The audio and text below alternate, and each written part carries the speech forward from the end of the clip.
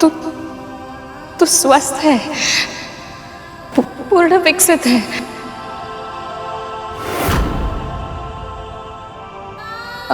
अपने सामान्य रूप में आप पुत्र।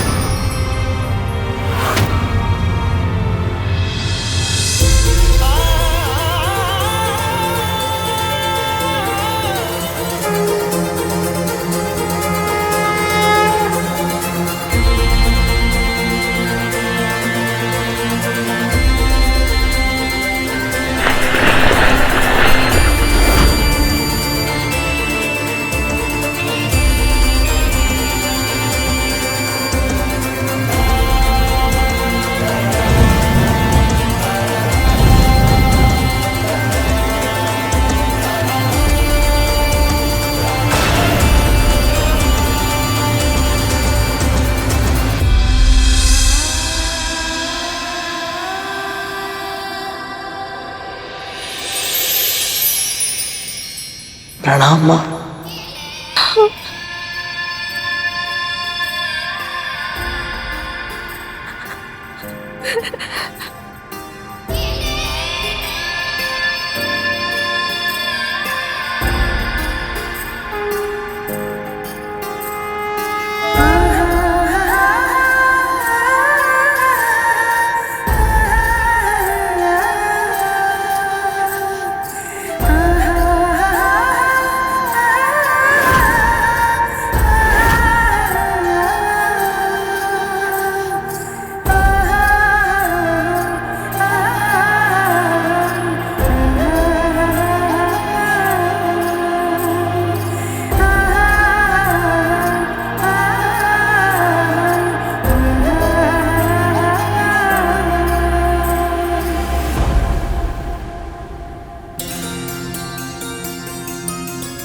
तेरा स्थान मेरे चरणों में नहीं, मेरे हृदय में है पुत्र।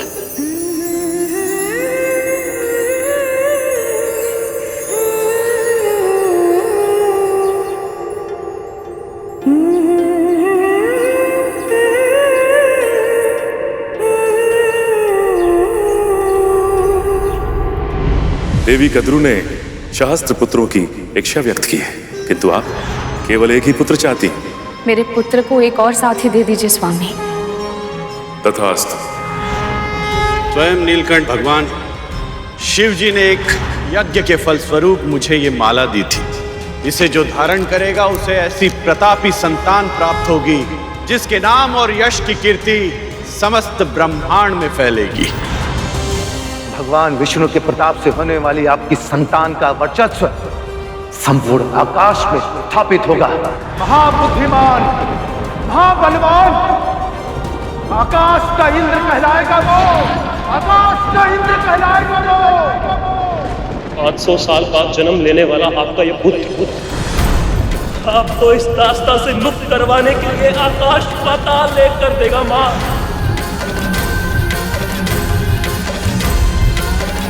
अपनी माँ के धैर्य की और कितनी परीक्षा लोगे तुम?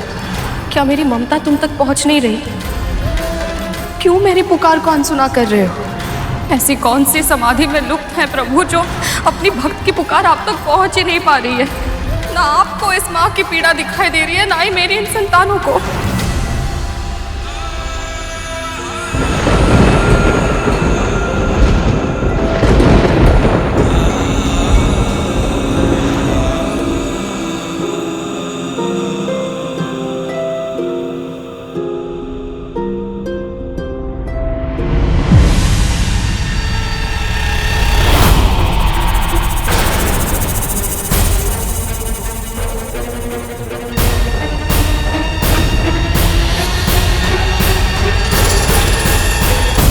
क्या हुआ माँ? और ये सब कौन है? ये नाग हैं तेरे भाई, और ये हैं तेरी बड़ी माँ और इन नाग भाइयों की माँ कद्रू।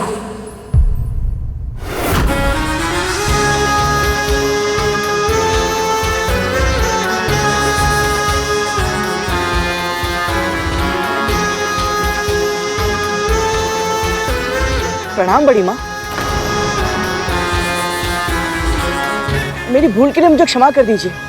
वो मैं आपको और अपने भाइयों को पहचान नहीं पाया।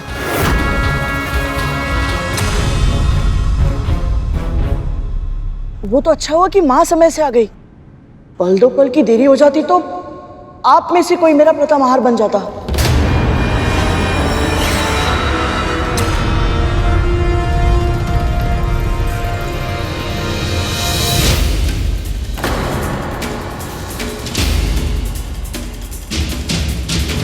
मुझे पूरा विश्वास है कि तुम्हारी माँ ऐसी भूल फिर कभी नहीं होने देगी, है ना विंता?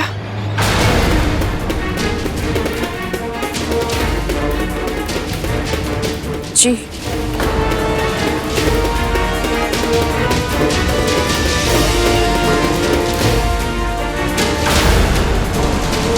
माँ आपको चिंतित लग रही है, क्या कारण है?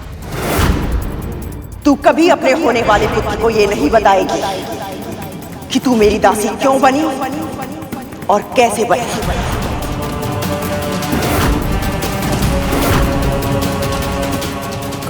कुछ भी तो नहीं पुत्र। तू चल मेरे साथ चल, पहले नारायण का आशीर्वाद ले ले। चल आजा।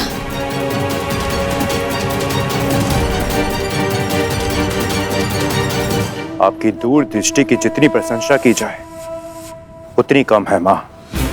यदि इसके जन्म से पहले आप छोटी मां को अपनी दास्ता के बंधन में ना बांध लेती तो आज ना जाने क्या हो जाता।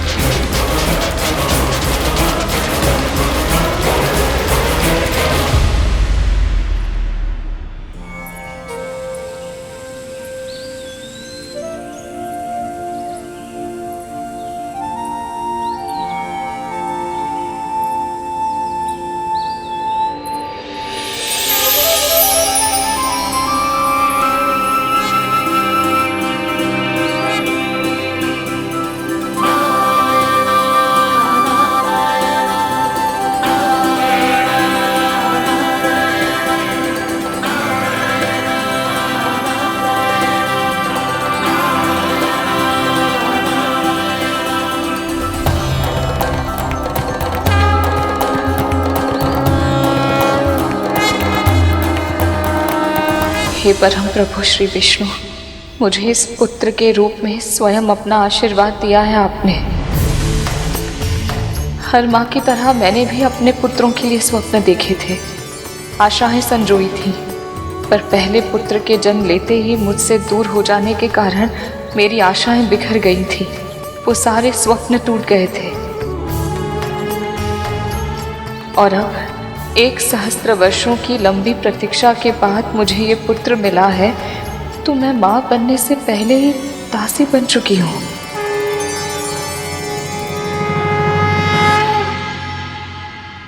मुझे पता था प्रभु, जो मेरे भाग्य में है एक ना एक दिन मुझे भोगना ही होगा। बस ये नहीं पता था कि ऐसे इतना बड़ा आघात अपनी ही बहन के हाथों सहना पड़ेगा।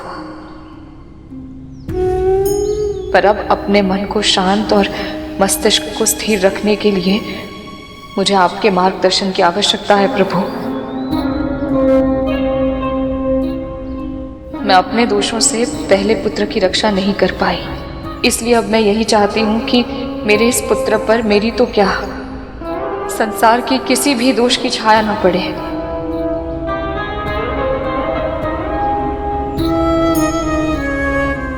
दासी पुत्र होने के बाद भी आदर्श बने, महान बने, मेरी ये प्रार्थना स्वीकार कीजिए प्रभु। इसे अपना आशीर्वाद दीजिए।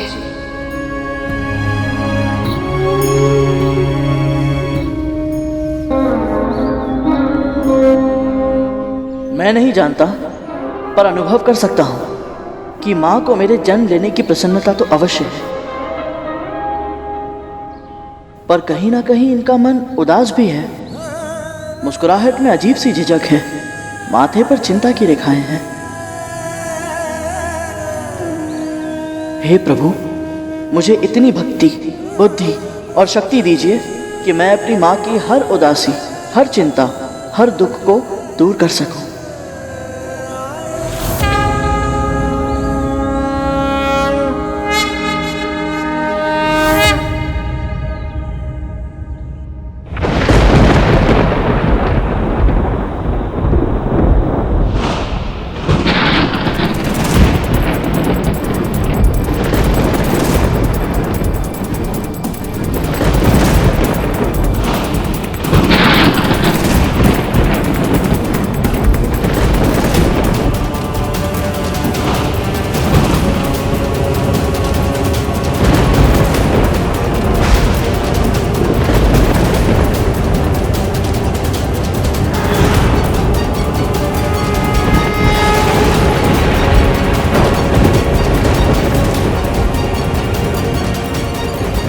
पुत्री विंता, शिव शंकर की पारिजात माला और महाविष्णु के परम भक्त बालखिल ऋषियों से आशीर्वाद प्राप्त करने वाला तेरा ये पुत्र पराक्रमी भी होगा और परोपकारी भी।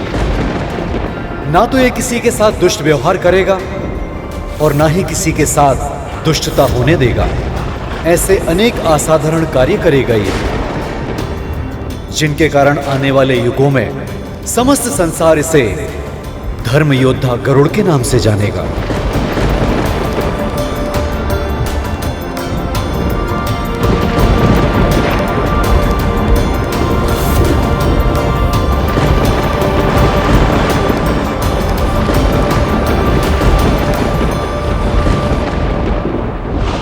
गरुड़,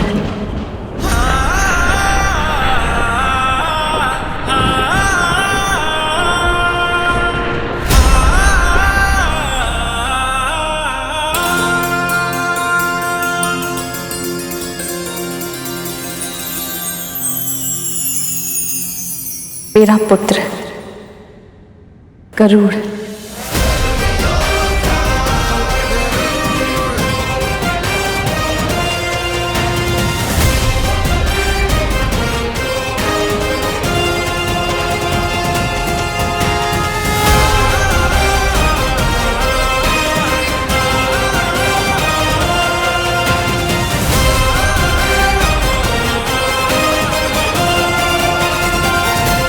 आयुष्मान भव, यशस्वी भव।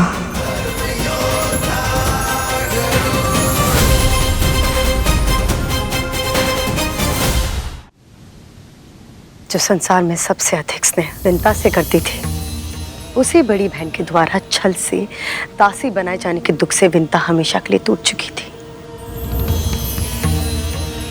पता है गरुड़, तुम्हारी माँ बहुत विद्वान, बहुत बुद्धिमान हुआ करती थी।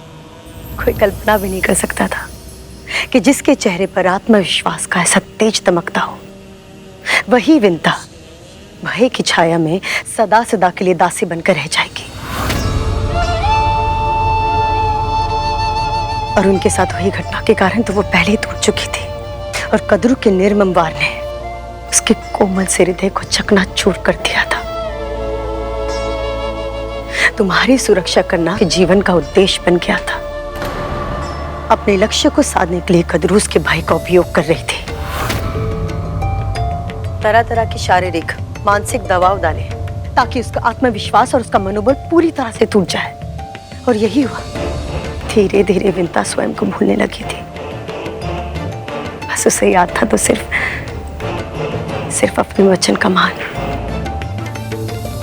तुम्हारी माँ के लिए उसका वचन ही परम सत्य है और सत्य ही धर्म है। तुम्हारी माँ वायु के बिना जीवित रह सकती है, पर धर्म के बिना नहीं। इसलिए तो तुम्हारे इतने शक्तिशाली होने के बाद भी उसने अपना वचन निभाया और भविष्य में भी निभाएगी, फिर चाहे वो कद्रू उसके प्राण क्यों ना ले ले। सत्य कह रहे हैं आप। माँ के इन्हीं व्यवहारों के कारण मेरे मन में इतने सारे प्रश्न उत्पन्न हुए। कि दोनों बहन होकर एक महारानी और एक दासी क्यों?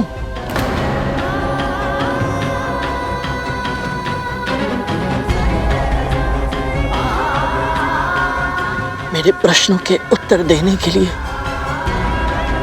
आपका बहुत बहुत धन्यवाद दीदी माँ। पर अब भी एक महत्वपूर्ण प्रश्न मेरे हृदय में सुलग रहा है कि मैं अपनी माँ के कष्ट मिटाने के लिए क्या करूं? कैसे दिलाऊं उन्हें इस दास्ता से मुक्ति? गरुड़, कुछ प्रश्नों के उत्तर हमें स्वयं ही ढूंढने पड़ते हैं। मुझे जो कुछ पता था मैंने तुम्हें सब बता दिया। अब मुझे अपने पुत्रों के पास जाना होगा। वो घायल है, उन्हें मेरी आवश्यकता है। मुझे जाने दो। अवश्य जाने दूंगा दीदी माँ, परंतु एक वचन लेने के बाद।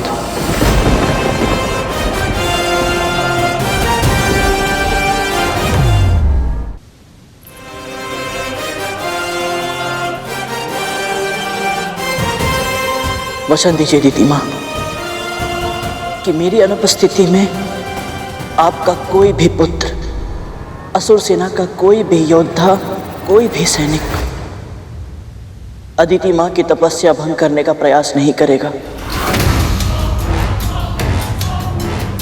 सब व्यर्थ हो गया। इस गरुड़ के कारण ना तो मैं अपनी समस्या का अंत कर पाई और ना ही कद्रों की। मैं तुम्हें वचन देती हूँ।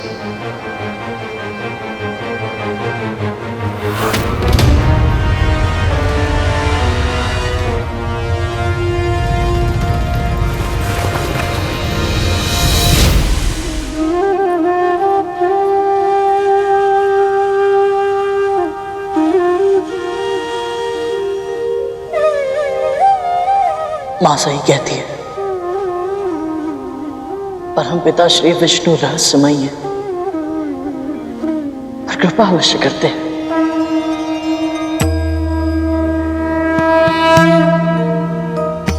यहां आकर न केवल मुझे आपके दर्शन हुए अदिति मां, और अपने दानव भाइयों और अदिति मां से भी भेंट हो गई।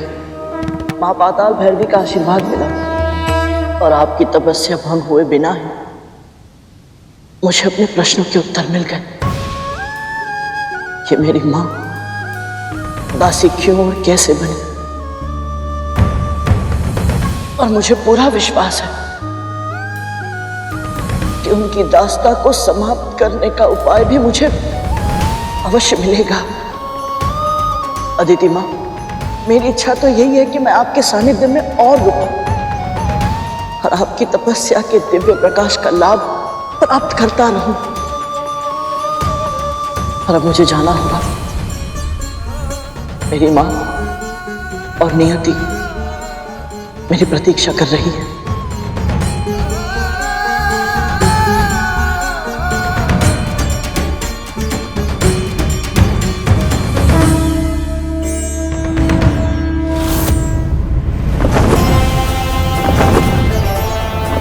मां को बिना बताए चला आया था। मेरी चिंता में कितनी व्याकुल होंगी वो और कितनी क्रोधित भी होंगी मुझसे।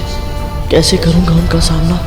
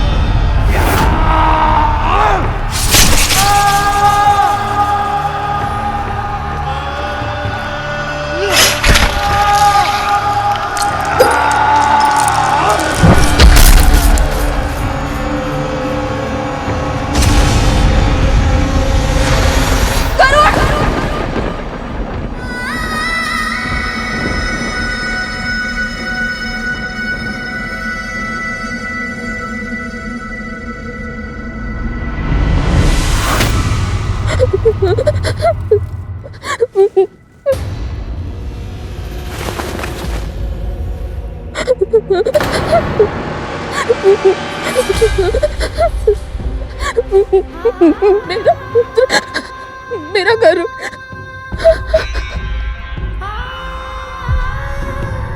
ये तो ऐसे विलाप कर रही है जैसे गरुड़ के प्राण ही चले गए हो। वाह, ये सोच कर ही कितना अच्छा लग रहा है। सच में यदि ऐसा हो जाए तो आनंद आ जाएगा। विंता, दीदी, मैं जानती हूँ, पहले भी अनेक बार मैंने आपसे कहा कि मुझे उसकी चिंता हो रही है, पर आज मेरे गरुड़ को। उठो, गहरी सांस लो, आराम से। अब बताओ क्या हुआ है। गहरी सांस लो, अच्छे से।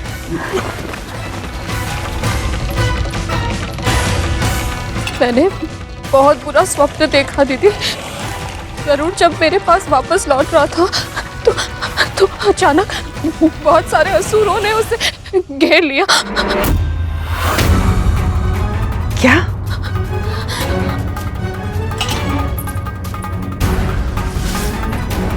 ठीक ठीक बता, क्या देखा तूने? गरुड़ ऊंचे आकाश में उड़ रहा था, तभी एक तीर उसके पंख में धंस गया।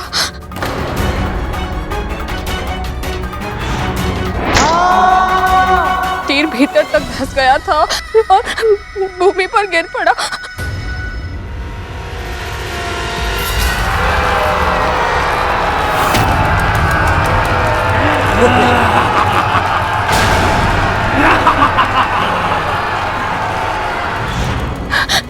उसने असुरों का सामना करने की चेष्टा की, पर वो अकेला था।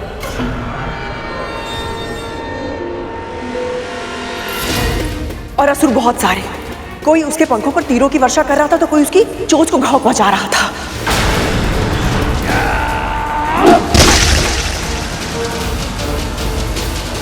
कोई उसके शक्तिशाली पंजों को तलवार से काट रहा था तो कोई उसकी आंखों को फोड़ रहा था।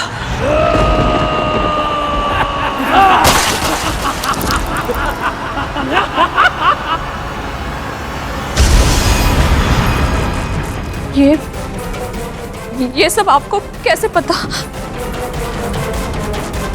क्योंकि मैंने भी अभी यही स्वप्न देखा है विंता।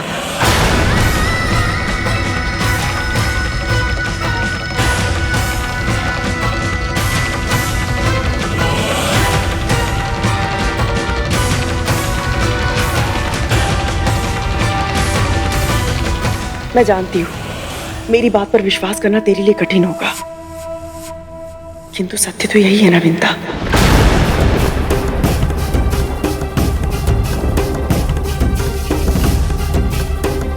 जन्म से पहले ही उस बालक ने मेरे मन मस्तिष्क पे एक अमिट छाप छोड़ दी थी, इसलिए एक अजीब सा जुड़ाव अनुभव करती हूँ मैं उसके साथ। अब तक मैं ही तुझसे कहती रही कि तू चिंता मत कर, कुछ नहीं होगा उसे, किंतु अब इस स्वप्न के बाद ये आश्वासन भी नहीं दे सकती तुझे मैं।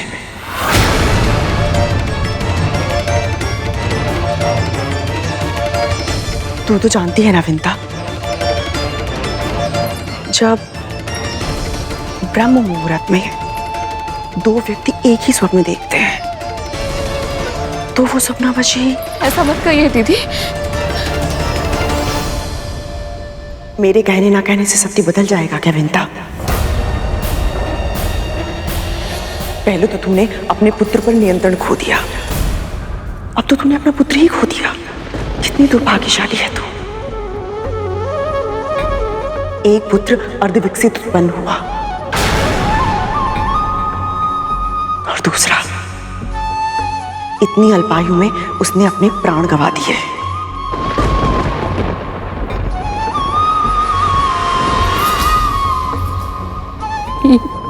यह संभव है? ऐसा नहीं हो सकता। मेरा पुत्र।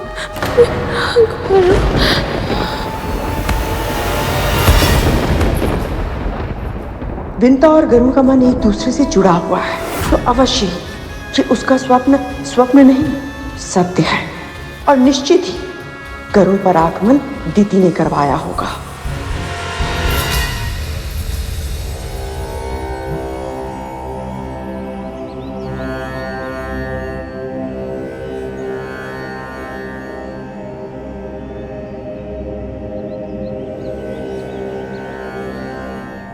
ॐ यमाय सोमं नुनुत यामाय जुहुता हविः यमं ह यज्ञो गच्छति अग्निदूतो अलङ्कृतः ॐ यमाय सोमं नुनुत यामाय जुहुता हविः यमं ह यज्ञो गच्छति अग्निदूतो अलङ्कृतः ॐ यमाय सोमं नुनुत यामाय जुहुता हविः यमं ह यज्ञो गच्छति अग्निदूतो अलङ्कृतः ॐ यमाय सोमं नुनुत यामाय जुहुता हविः यमं ह। गरुड़ के तन का आकार देखा है?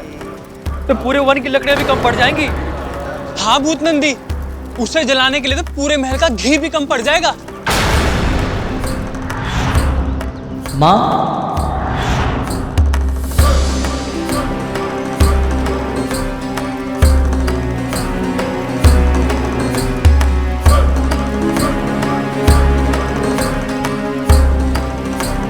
चलिए छोटी माँ। हाँ चलिए ना छोटी माँ, अब परंपरा के अनुसार ये कार्य तो अब आप ही को ही करना पड़ेगा ना। चलिए चलिए माँ।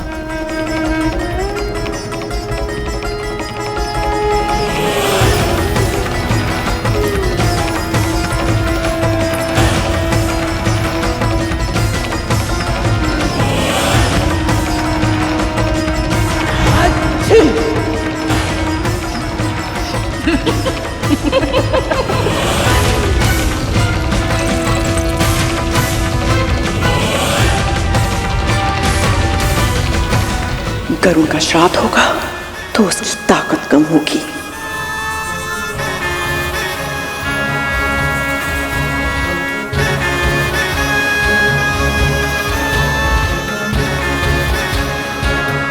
ये ले, डाल।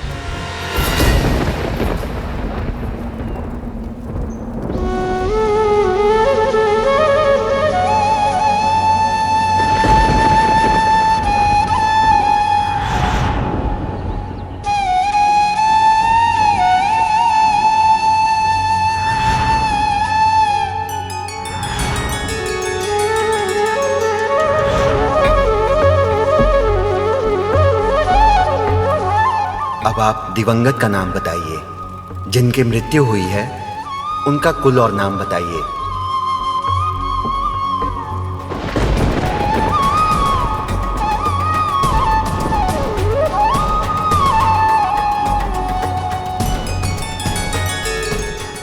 समस्त संसार इसे धर्म योद्धा गरुड़ के नाम से जानेगा।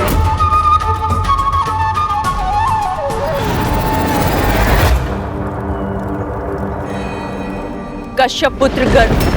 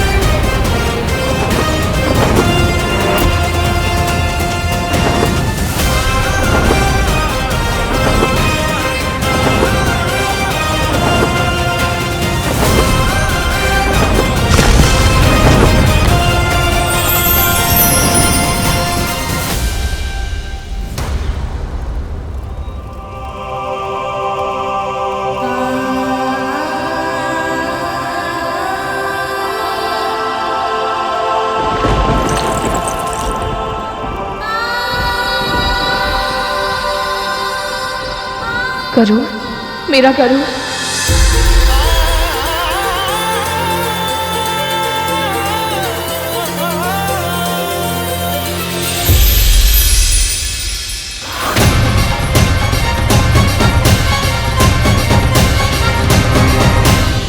माँ,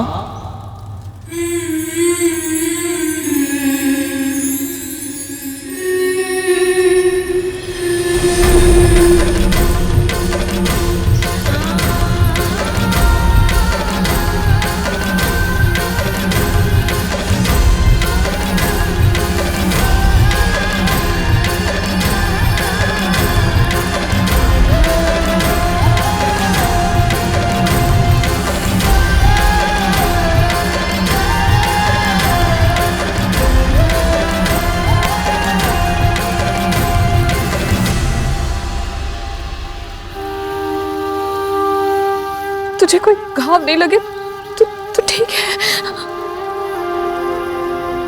असुरों से बच कैसे गया ये? माँ ने तो कहा था कि असुरों को कोई पराजित नहीं कर पाएगा, फिर ये जीवित कैसे बच गया? तो ठीक है।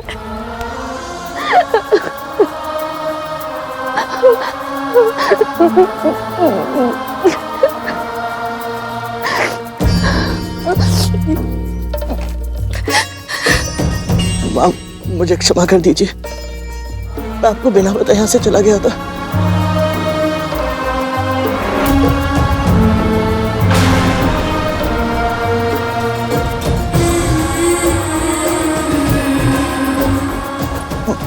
माँ, मैं जानता हूँ मैंने आपको बहुत दुख दिया है, आपका क्रोधित होना भी उचित है।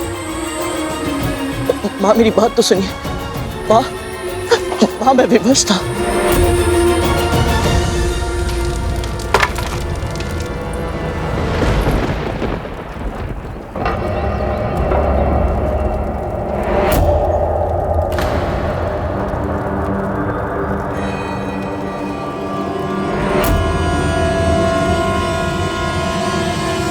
आज्ञा के बिना, मुझे बिना बताए घर छोड़कर तू गया कैसे? जब पता है जब तू यहाँ नहीं था तो मुझ पर क्या बीत रही थी? कैसे बुरे बुरे विचार आ रहे थे मेरे मन में? सोचा तूने मेरे बारे में हो? हाँ, मुझसे बहुत बड़ी गलती हो गई, मुझे क्षमा कर दीजिए। जानबूझकर किया गया कार्य भूल नहीं, अपराध कहलाता है। जब पता था ना कि मैं तुझे महल से बाहर जाने की अनुमति नहीं दूंगी, इसलिए तूने मुझसे झूठ बोला। माँ, झूठ नहीं बोला, सत्य छुपाने का अपराध अवश्य किया है, पर मैं विवश था। माँ,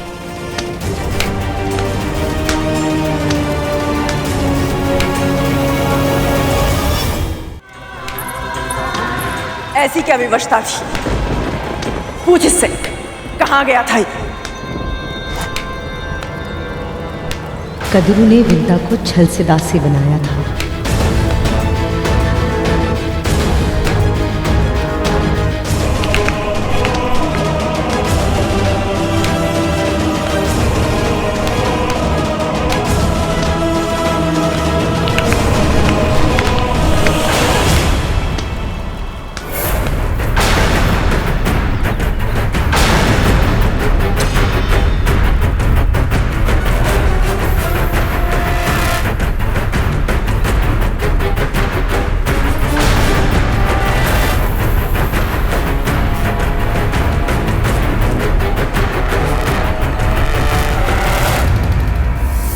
दोष मेरा ही है, मेरे ही अधिक लाड ने बिगाड़ दिया था तुझे।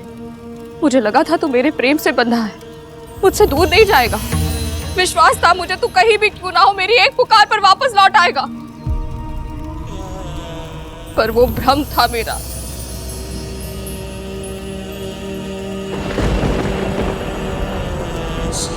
माँ,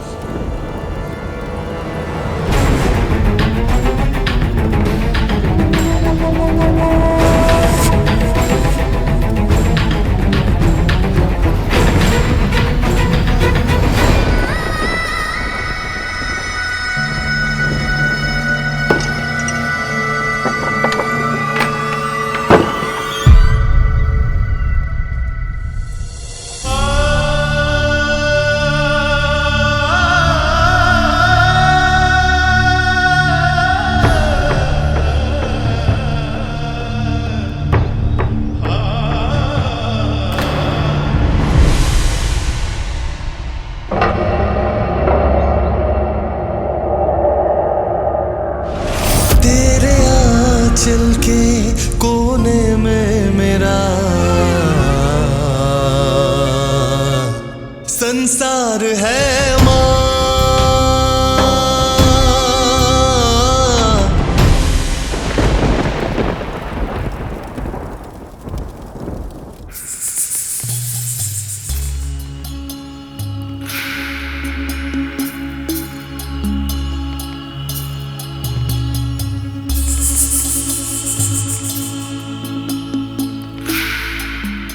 धूमल, ये असुर तो बड़े भीषण होते हैं ना?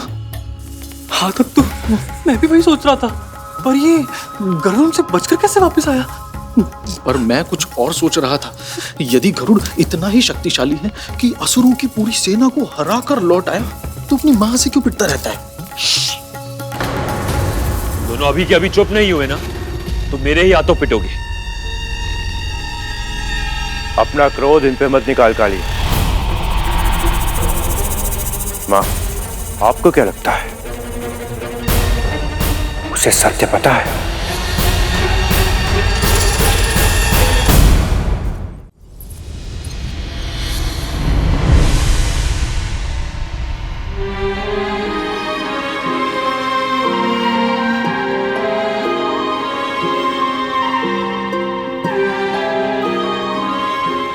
मैं जानता हूं आप मेरे लिए इतनी चिंतित क्यों होती हैं।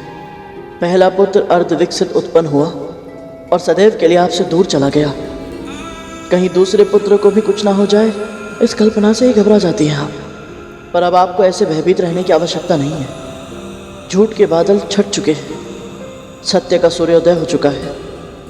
मैं जान चुका हूं कि आपको दासी छल से बनाया गया था, और अब मैं इस छल का जाल तोड़ूंगा।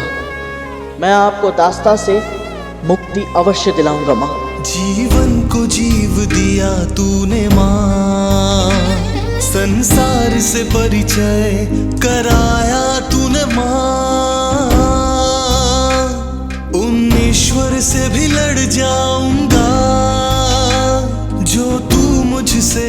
मुझे पता है गरुड़, तू अपने प्रश्नों के उत्तर खोजने गया था।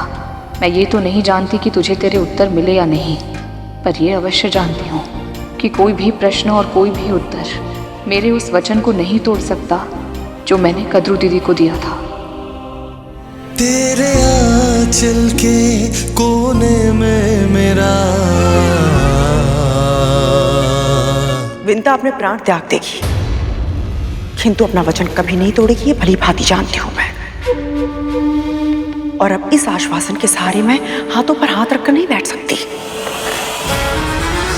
उस गरुड़ की आंखों में मैंने अपने लिए क्रोध, घृणा और तिरस्कार देखा है। उस दिन तो मैंने उसे दंड देकर चुप करवा दिया था, किंतु अब मात्र दंड से कार्य सिद्ध नहीं होगा। कोई ना कोई जानकारी उसे अवश्य है जो नहीं होनी चाहिए थी। अब अपनी अगली चाल निर्धारित करने से पहले मेरे लिए जानना आवश्यक है कि उसे क्या पता है।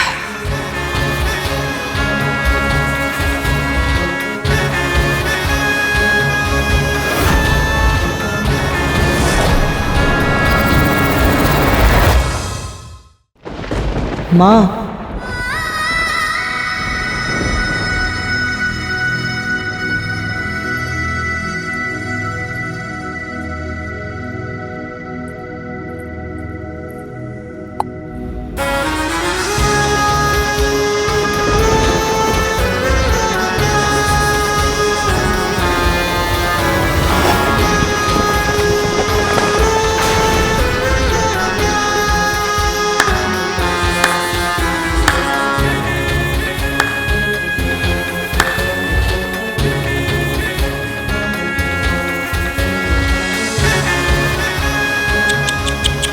क्या हुआ? मां नहीं मानी? मानेगी भी नहीं, क्योंकि इस बार तूने केवल उसकी अवज्ञा नहीं की है, मेरी भी की है। और वो अच्छे से जानती है कि इस बात का कितना बड़ा मूल्य चुकाना पड़ेगा तुम दोनों को।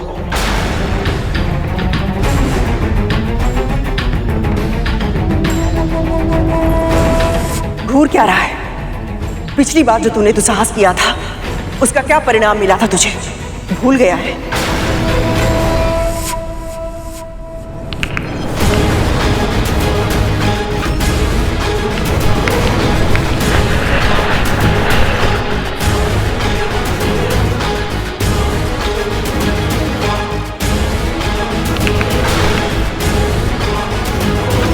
मुट्ठी बीच रहा है, आक्रमण करेगा मुझ पे।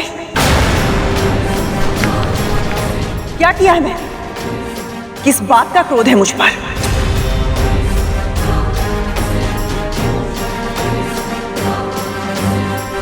आवेश में दांत पीसना बंद कर और बता, सत्य का पता करने गया था ना तू? क्या पता चला तुझे? ये पता चला कि कैसे तेरी माँ ने तेरे भाई को अर्ध विकसित रूप में जन्म लेने के लिए विवश कर दिया था? क्या फिर ये पता चला कि कैसे उसने शर्त लगाने के अवगुण के कारण तेरा और अपना जीवन दांव पर लगा दिया था?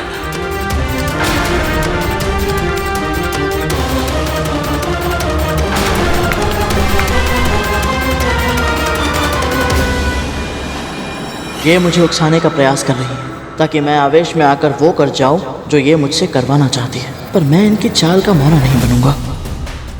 अभी मुझे केवल ये पता चला है कि माँ इनकी दासी कैसे बनी, ये नहीं पता चला कि मैं उन्हें दास्ता से मुक्त कैसे कराऊं। इसीलिए पहले मुझे उपाय खोजना है, फिर सही समय पर सही तरह से लक्ष्य प्राप्त करना है, पर उसके लिए मुझे अभी सूझबूझ का परिचय देना होगा।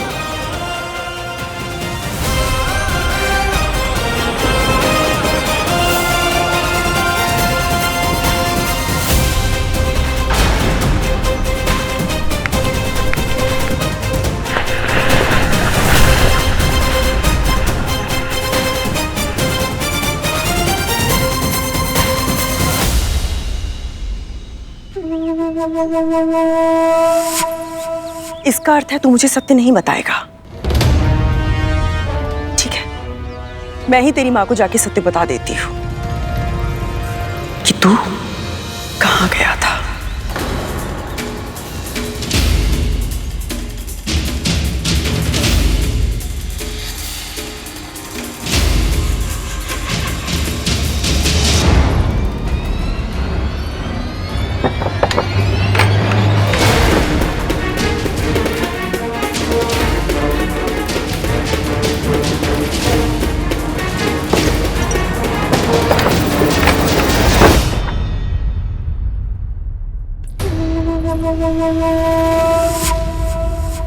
अपने प्रभु विष्णु जी को जितना प्रसन्न करना है तुझे कर ले विंता,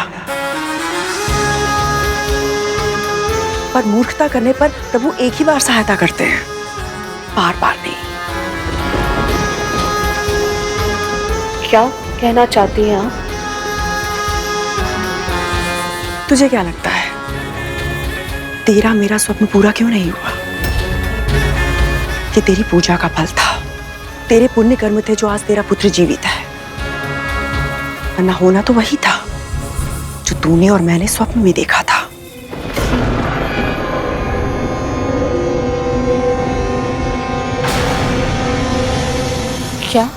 क्या लगा था तुझे? तेरा पुत्र भ्रमण पर गया था या संसार देखकर लौटा है? असुरों की सेना के साथ युद्ध करके आया है तेरा पुत्र।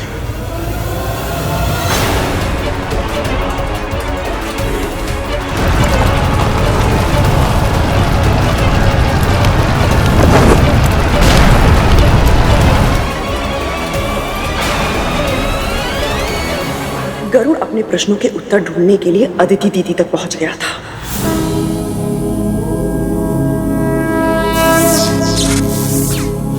जहां उनकी तपस्या को भंग करने के लिए असुर सेना गई हुई थी।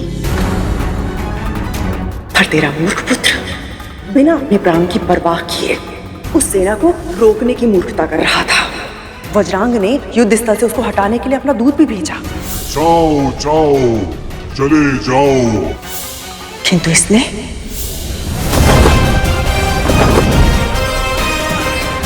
इस तप की रक्षा का लिया है मैंने संकल्प।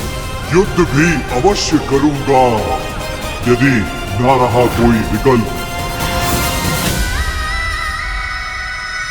बालक समझकर वज्रांग स्वयं उसे समझाने गया था, किंतु समझने के स्थान पर उसने असुर सेना के सेनापति वज्रांग को ही चुनौती दे दी। मैं बल का प्रयोग नहीं करना चाहता। आपके पास विकट दैत्य, इतनी बड़ी सेना है, किंतु मैं भी दुर्बल नहीं। ये सब उसने तुझसे ही सीखा है ना विंता?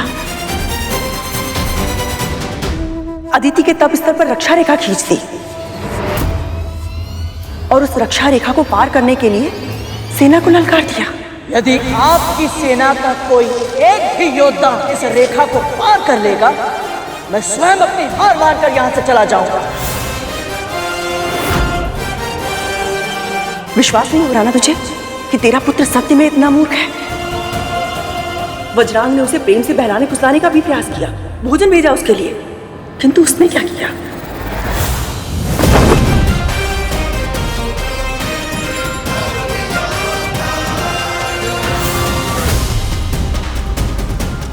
ऐसे ही आंसू बहाएगी यदि समय रहते तूने अपने पुत्र को नहीं समझाया। इतना कुछ होने के बाद भी वो नहीं रुका, अपने प्राणों को दांव पर लगाकर एक के बाद एक असुर से युद्ध करता रहा। यहां तक कि स्वयं पाताल भैरवी भी आई थी उसे वज्रांग के मार्ग से हटाने के लिए, किंतु गरुड़ ने उनके क्रोध की परवाह नहीं की, अपना स्थान नहीं छोड़ा। अदिति दीदी के तप की रक्षा के लिए डटकर खड़ा रहा तेरा मूर्ख पुत्र। तू मारा जाएगा गरुड़। यदि यही मेरी नियति है तो फिर मैं चाहकर भी इसे बदल नहीं सकता। और जब स्वयं पाताल भैरवी ने उसके प्राण लेने का निश्चय किया तो अपनी अंतिम इच्छा पूरी करने की विनती करके शिव शंकर की पूजा करने लगा।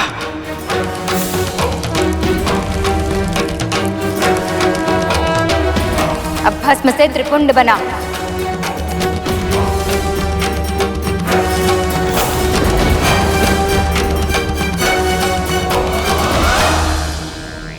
तुझे तेरे पुत्र को और भी अनुशासन में रखना होगा विंता, ताकि वो ऐसी मूर्खता कभी ना करे।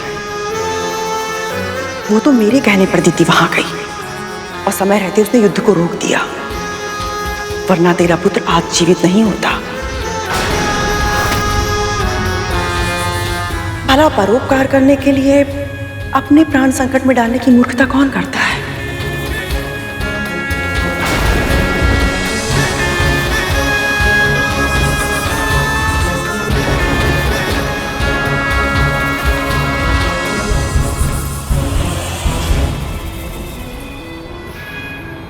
अब आएगा आनंद।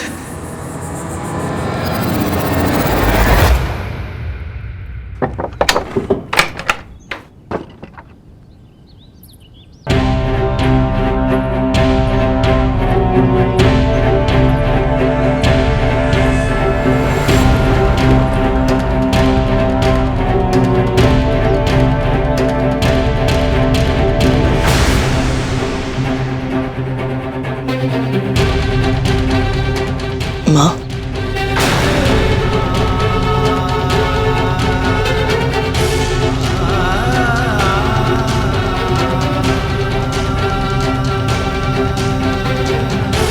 मुझे क्षमा कर दीजिए माँ। मैं इतनी बड़ी भूल फिर कभी नहीं करूंगा। पर मैं चाहती हूँ तू ऐसी भूल बार बार करे।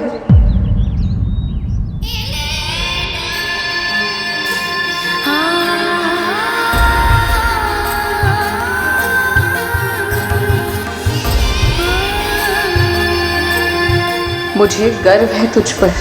तूने धर्म की रक्षा कर मेरे दिए हुए संस्कारों की लाज रखी है पुत्र।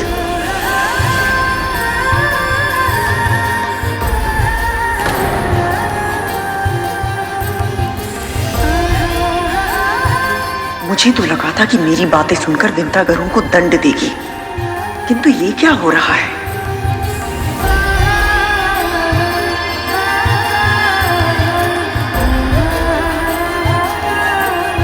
आपको सत्य पता चल गया माँ? दीदी ने कद्रू दीदी को बताया और उन्होंने मुझे कि कैसे तूने अदिति दीदी की तपस्या की रक्षा के लिए अपने प्राणों को दांव पर लगा दिया।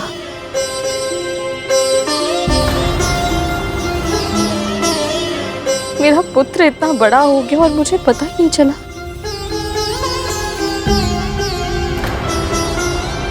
तो बड़ी माँ को केवल मेरे अदिति माँ तक पहुंचने के बारे में ही पता है और कुछ नहीं। तूने इतना बड़ा परोपकार किया, मेरे संस्कारों की लाज रखी और मैंने तुझे। माँ, आप माँ है मेरी, जो भी करती है मेरे भले के लिए तो करती है।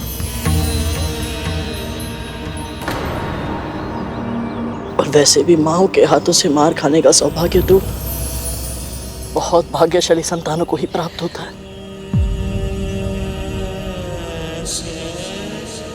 और यदि एक बार मार खा लो तो बहुत देर तक भूख भी नहीं लगती, कैसी माँ हूँ मैं। तू इतने समय बाद इतनी लंबी यात्रा करके आया है और मैंने तुझसे ये तक नहीं पूछा कि तुझे भूख लगी है कि नहीं।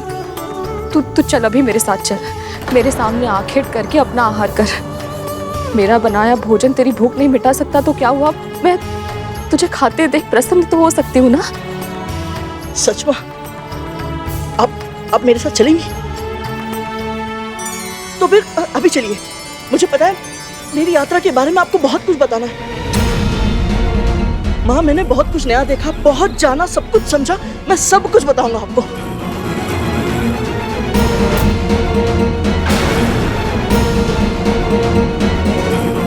अब ये किस यात्रा की बात कर रहा है और ये विंता को क्या बताना चाहता है?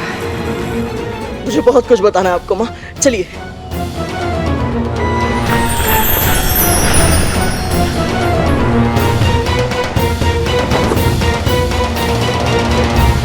अवश्य गरुड़ को मेरे सत्य के विषय में कुछ ना कुछ ज्ञात है, किंतु क्या हो सकता है दीदी को इस विषय में कुछ ज्ञात हो?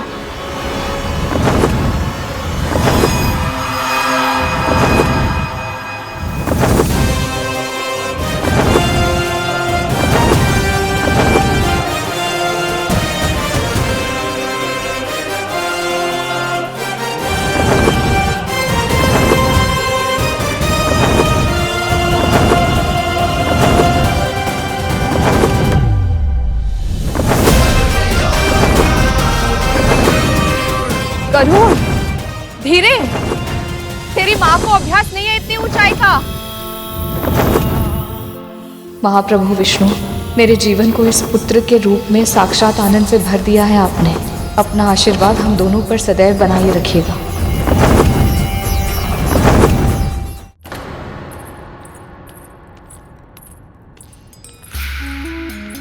क्या हुआ कद्रू, इतनी शीघ्रता में क्यों बुलाया मुझे?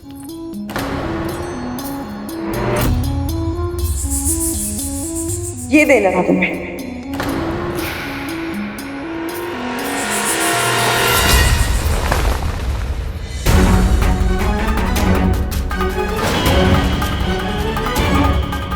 कहना क्या चाहती हो तुम? गरुड़ को कैसे पराजित किया जा सकता है, इसका भेद मैंने ही तुम्हें बताया था ना। फिर भी वो पूरी असुर सेना को हराकर सकुशल वापस लौट आया है।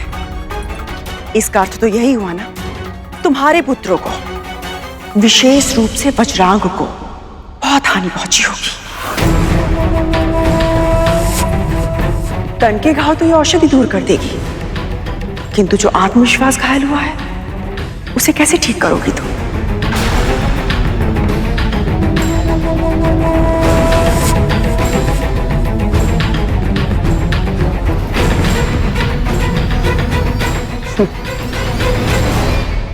तुम्हें मेरे पुत्रों के लिए विचलित होने की आवश्यकता नहीं है कद्रू।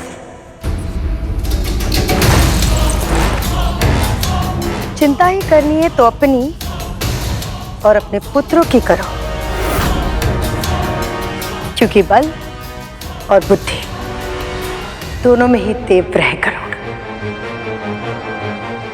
यदि इतना जानने के बाद भी उसने अब तक कुछ नहीं बताया तो एक ही अर्थ हो सकता है।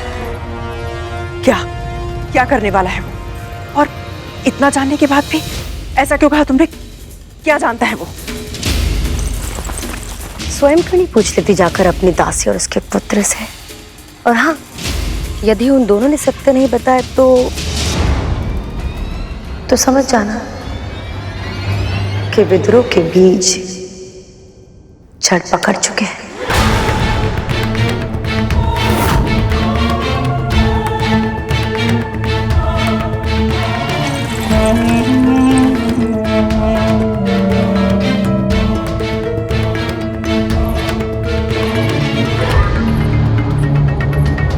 तो क्या करूं? सब कुछ जानता है। यदि हाँ, तो अब तक शांत क्यों है? क्या उसका ये मौन किसी बहुत बड़ी आंधी का सूचक है?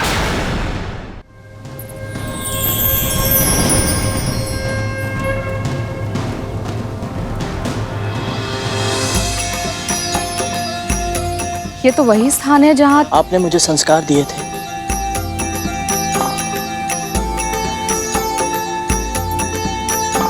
मैंने तो केवल इस धागे में गांठें लगाई, पर तूने मेरी हर बात पर अपने मन में गांठ बांधी, मेरे वचनों को स्मरण रखा और उन्हीं के अनुरूप कर्म किया।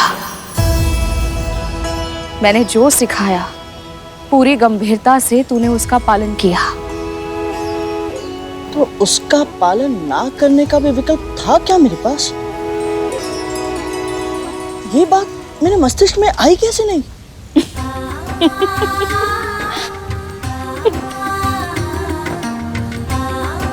माँ, आपके मुंह से निकला हर एक वचन मेरे लिए ईश्वर की वाणी है, जिसकी उपेक्षा करना संभव ही नहीं है। मैं बस यही चाहता हूं माँ कि आप सदैव ऐसे ही मुस्कुराती रहे, सदैव प्रसन्न रहे, सुखी रहे। जब तक तू मेरे पास है, मैं हर परिस्थिति में सुखी ही रहूंगी।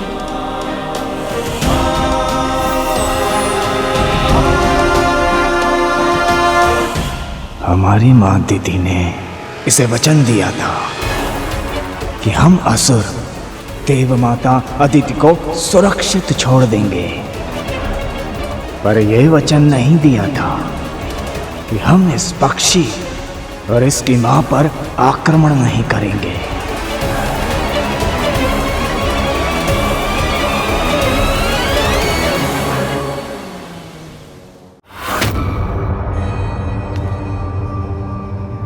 हमारी मां दीदी ने इसे वचन दिया था कि हम असुर देव माता अदिति को सुरक्षित छोड़ देंगे, पर यह वचन नहीं दिया था कि हम इस पक्षी और इसकी मां पर आक्रमण नहीं करेंगे। अब जा तू अपना आखेट कर ले, मैं यहीं बैठकर विष्णु जी का ध्यान करती हूँ। अवश्य, पर उससे पहले आप अपनी आंखें बंद कर दीजिए। आंखें बंद कर लूं? हाँ, कीजिए ना माँ।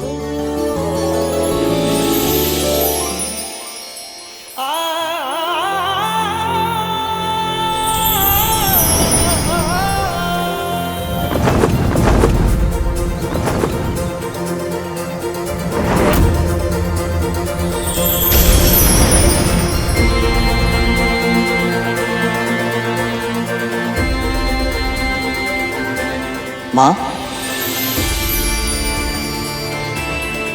बहुत दिनों से आपकी सेवा नहीं की थी। ना आपके लिए जल लाया,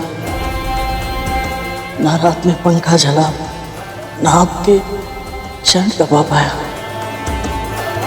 आपकी सेवा के बिना जीवन अधूरा सा लगता है माँ।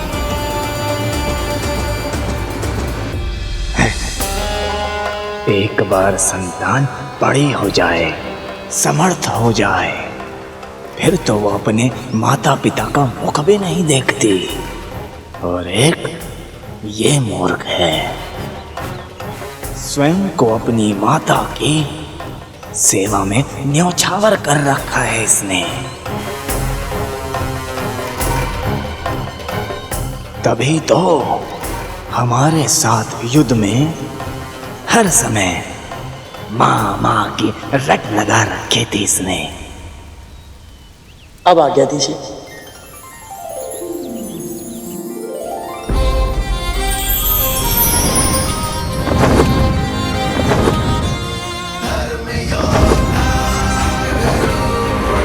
अब मिला प्रतिशोध लेने का अवसर।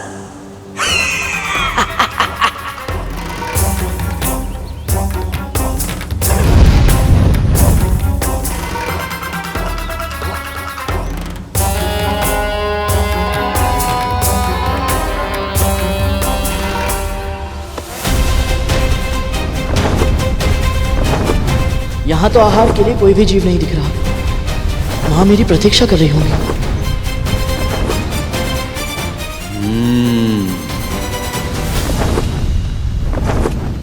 ये मेरी माया का चमत्कार है गरुड़। मैंने सभी जीवों को तुम्हारी दृष्टि से ओझल कर दिया है।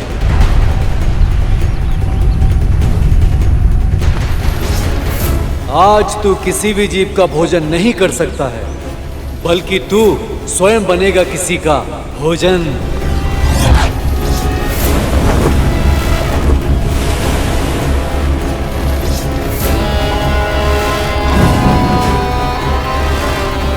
हे भोलेनाथ, हे दीनानाथ, मेरी सहायता कीजिए।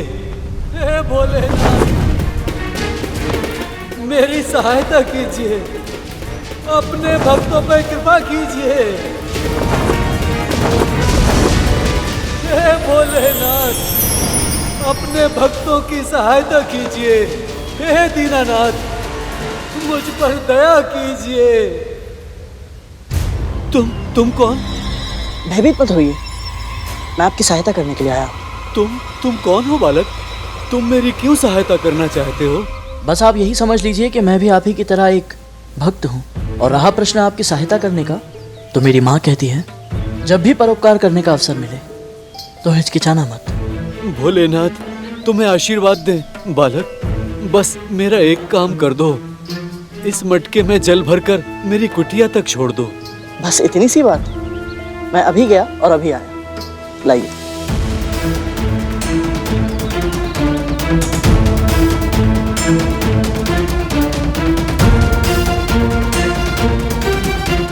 अंततः गरुड़ फंस ही गया मेरे जाल में। ये स्वयं ही मृत्यु की ओर बढ़ रहा है।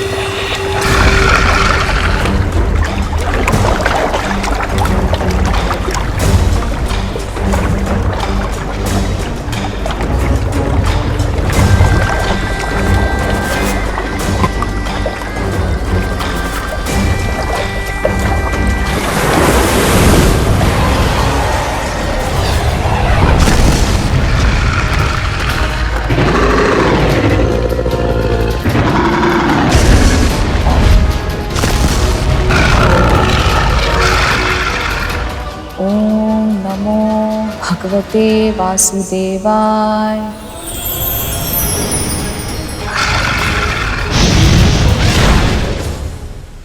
ये संघर्ष तेरी मृत्यु की आहट है गरुड़। ओम नमो भगवते वासुदेव। गरुड़, अब तक तो उसे लौट आना चाहिए था। वो ठीक तो है?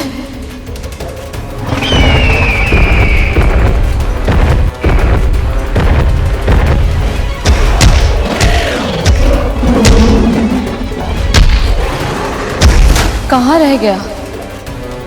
मैं उसकी प्रतीक्षा में यूं बैठी नहीं रह सकती। मुझे अपनी मन की आंखों से ढूंढना होगा उसे।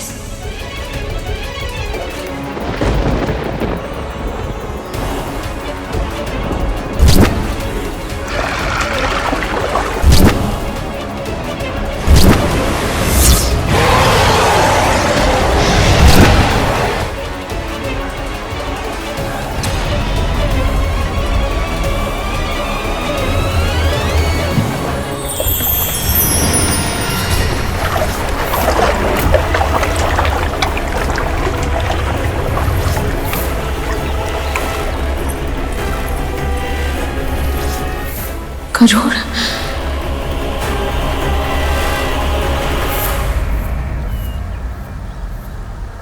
माँ, आप यहाँ? गरुड़, तू ठीक है ना? तुझे कुछ हुआ तो नहीं है? माँ, मैं ठीक हूँ। मैं बस अभी आया। गरुड़, तू उसका पीछा क्यों कर रहा है? तू भूमि और आकाश का वासी है, जबकि वो मकर जलचर है। जल में उसकी शक्ति और अधिक बढ़ जाती है। माँ, आप सत्य कह रही है, पर आप ही ने मुझे सिखाया था कि जब भी भूख लगे तो प्रयास करना किसी दुष्ट प्राणी को ही मारा जाए, ताकि अन्य सभी निर्दोष प्राणी की रक्षा हो सके और प्रकृति का संतुलन भी बना रहे। माँ, यदि आज इस मकर को मैंने छोड़ दिया तो भविष्य में इसके जैसे अनेक दुष्ट यहाँ आकर उत्पात मचाएंगे और सामान्य जन का जल पीना भी असंभव हो जाएगा। मां, मुझे जाने दीजिए।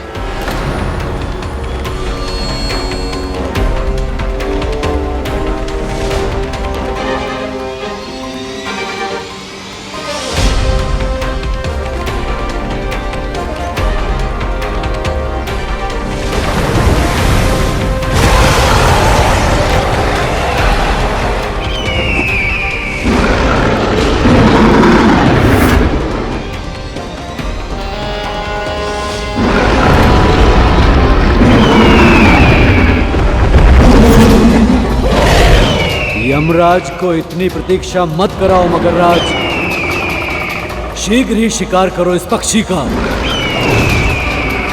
मेरे पुत्र की रक्षा कीजिए प्रभु। ओम विष्णवे नमः।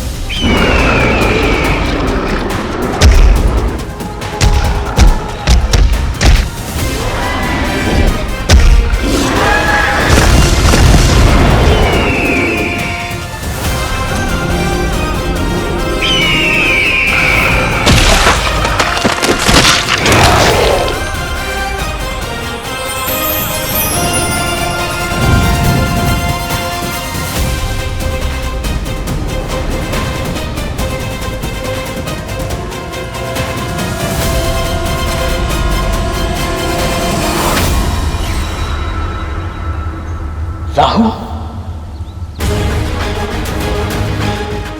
तो ये सब इसी का षड्यंत्र था।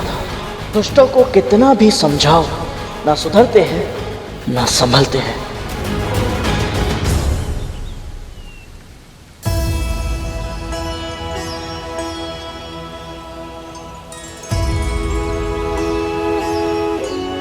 अब शांत हुई तेरी भूख? बुराई का नाश करके केवल भूख ही नहीं, मन भी शांत हो गया माँ। चल अब घर चलते हैं, कद्रू दीदी प्रतीक्षा कर रही होंगी। और माँ वो शेष बातें हम घर चल के करेंगे गरुड़, चल अब। ये भी अवसर हाथ से निकल गया, किंतु मुझे शीघ्र ही माँ को बड़ी माँ की मंशा से अवगत करना होगा।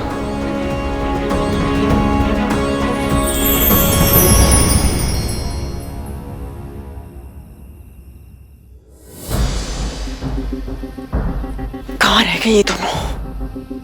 मां, यदि गरुड़ को सारा सत्य पता चल चुका है तो फिर वो अभी तक मौन क्यों है? मैं भी वही सोच रही हूँ तक्षक। कहीं ऐसा तो नहीं कि ये दोनों माँ पुत्र भोजन के बहाने हमें ही भोजन बनाने का षड्यंत्र रच रहे हो? मुझे कैसे पता होगा कालिया? आपने इतना पूछा फिर भी गरुड़ कुछ नहीं बोला, क्यों माँ? हाँ माँ, अगर हमें पता ही नहीं चलेगा कि उसे क्या पता है वो कितना, तो उसे नियंत्रण में कैसे रख पाएंगे? प्रश्न प्रश्न प्रश्न, तुम लोगों को केवल प्रश्न पूछने के लिए जन्म दिया है ना मैंने। एक वो गरुड़ है जो अपनी माँ के लिए आकाश पाताल एक कर रहा है, और तुम लोग उल्टे सीधे प्रश्न करके मेरी चिंता बढ़ा रहे हो। जब कुछ करते तब भी डांट पड़ती है और जब कुछ नहीं करते तब भी डांट पड़ती है।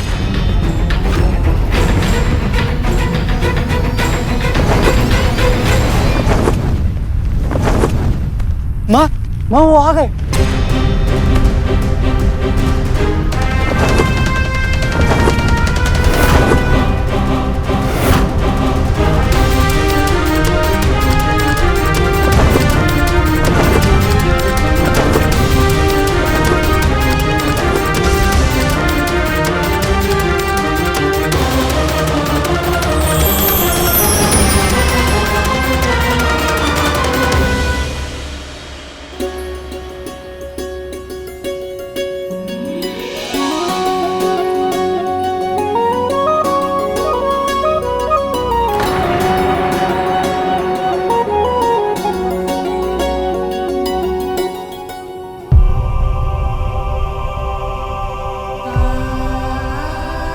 ये घाव कैसे लगे तुझे? कुछ नहीं माँ, वो आखेट करते समय थोड़े बहुत घाव तो लग ही जाते हैं। मुझसे छुपाएगा? किसी मकर में इतना सामर्थ्य नहीं है कि तुझे घाव दे पाए। ये घाव तो मैंने तुझे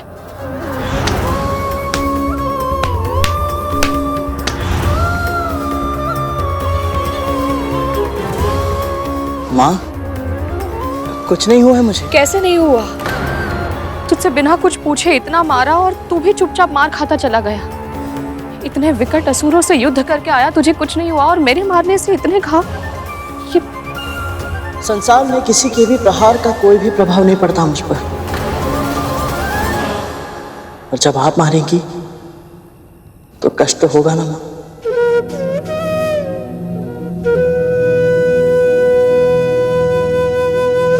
तू चल भीतर चल, मैं औषधि का लेप लगा देती हूँ।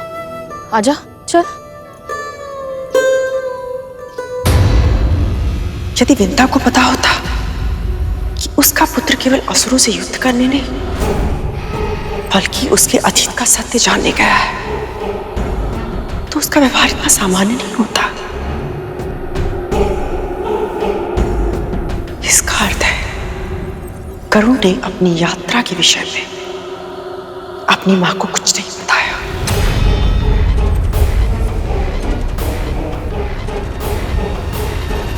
पर क्यों?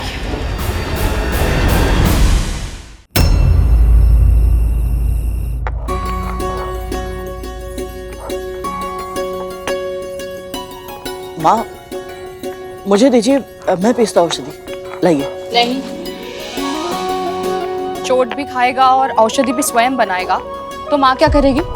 पर माँ, गरुड़, जैसे तुझे मेरी सेवा करके आनंद मिलता है वैसे ही मुझे भी तेरे लिए कुछ करके प्रसन्नता मिलती है। तू अपनी माँ को प्रसन्न नहीं देखना चाहता? जा वहां जाकर बैठ जा।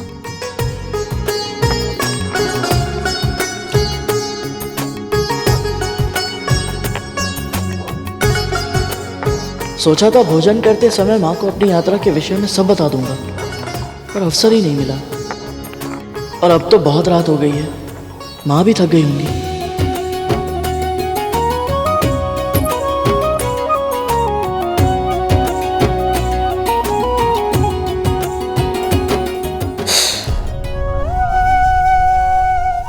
औषधि लगा रही हूँ तो जलन हो रही है, जब मार रही थी तब तो आ तक नहीं की।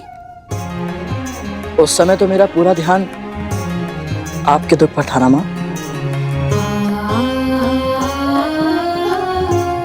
तो अब भी अपना ध्यान कहीं और केंद्रित कर ले। चल बता, तुझे कैसे पता चला कि अदिति माँ कहाँ तपस्या कर रही हैं और उन्हें तेरी सहायता की आवश्यकता है? वो तो मुझे प्रभु श्री विष्णु के संकेत से पता चला था। प्रभु श्री विष्णु के संकेत से? यही उचित अवसर है माँ को सब सत्य बताने का। मैं आपको आरंभ से सब कुछ बताता हूँ। क्या हुआ? तू इतना गंभीर क्यों हो गया? ऐसा क्या बताने वाला है तू? माँ, मैं आपकी दास्ता की कथा जानने के लिए आपको बिना बताए वैकुंठ गया था।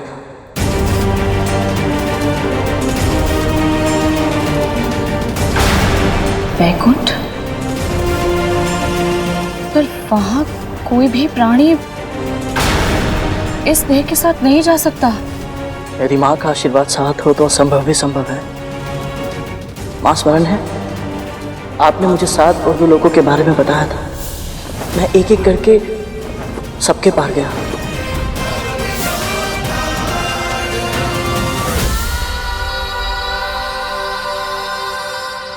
और दूर से ही सही पर ब्रह्मलोक में मुझे पिताजी के दर्शन हुए माँ। सत्य? हाँ माँ, पिताजी के मुख पर जो तेज था ऐसा मैंने कहीं नहीं देखा। वो तेज, उसकी आभा सबसे अलग है पुत्र। ऋषियों में सर्वप्रथम है। ब्रह्मा, विष्णु, महेश सब उनका सम्मान करते हैं। उनकी अर्धांगिनी होना मेरे लिए गर्व की बात है। और तू भी बहुत भाग्यशाली है पुत्र। कि तू उनका पुत्र है। सत्य कहा माँ आपने। मैं सचमुच बहुत भाग्यशाली हूँ। पता है माँ, पिताजी को देखकर जब मैं मंत्रमुग्ध हो गया था तो उन्होंने मुझसे क्या कहा? पुत्र गरुड़, एक बार किसी कार्य को करने का निश्चय कर लो तो फिर मन को भटकने नहीं देना चाहिए। जाओ और अपने लक्ष्य को पूरा करो। इसका अर्थ है स्वामी ने गरुड़ की इस सत्य जानने के लिए की गई यात्रा का समर्थन किया। तेरे पिता सांसारिक विषयों में आसक्त नहीं होते, उनसे उदासीन रहते हैं, पर फिर भी तुझे यात्रा के लिए आशीर्वाद दिया। ये बहुत बड़ा सौभाग्य है। माँ, पिताजी के वचनों से उत्साहित होकर मैं और ऊपर उड़ा। फिर जब मैं वैकुंठ पहुंचा तो एक भयंकर काले नाग ने मेरा मार्ग रोक लिया।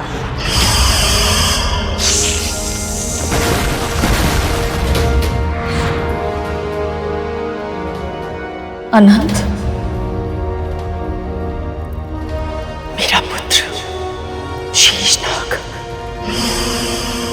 माँ, मैं तो शेष भैया को जानता था, पर वो मुझे नहीं जानते थे। उन्हें ऐसा लगा कि कोई असुर प्रभु विष्णु की तपस्या को भंग करने के लिए आया है, इसीलिए उन्होंने मुझ पर आक्रमण किया।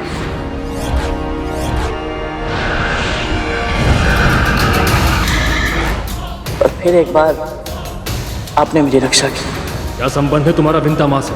ब्रह्मपुत्र कश्यप और दक्ष प्रजापति के पुत्र माँ विंता का पुत्र हूं मैं, गरुड़।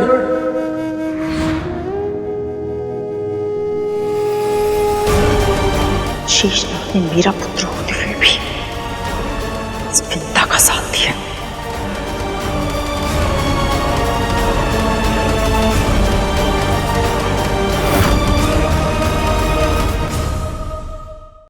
इतने वर्षों से उसे देखा नहीं है, वो सकुशल तो है? हाँ माँ, शेष भैया बिल्कुल ठीक है। इतनी दूर होकर भी वो प्रतिदिन आपको और बड़ी माँ को स्मरण करते रहते हैं।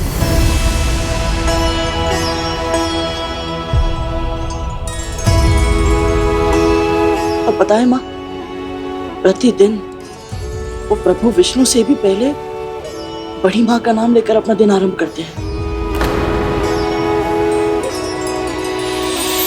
कद्रू दीदी ये सुनकर बहुत प्रसन्न होंगी। वो बताती नहीं है, पर मैं उनके हृदय को जानती हूँ। अनंत और वासुकी के दूर चले जाने के कारण वो बहुत दुखी हो गई थी। जहां जाना चाहते हो जाओ, जहां जाओ सुखी रहना।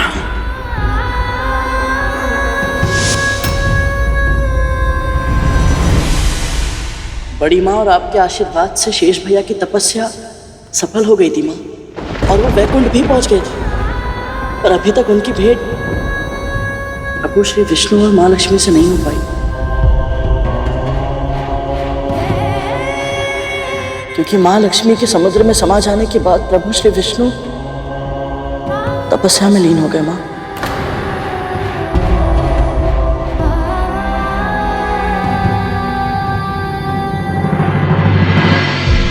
क्या प्रभु विष्णु के दर्शन मिले तुझे?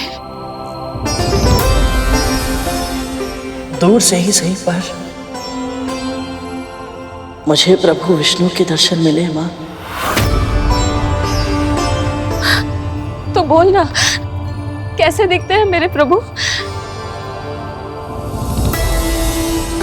उनके निकट होने पर जिस दिव्यता, जिस पवित्रता का आभास होता है, उसका वर्णन शब्दों में करना संभव है माँ। और आपका आदेश है तो प्रयास अवश्य करूंगा।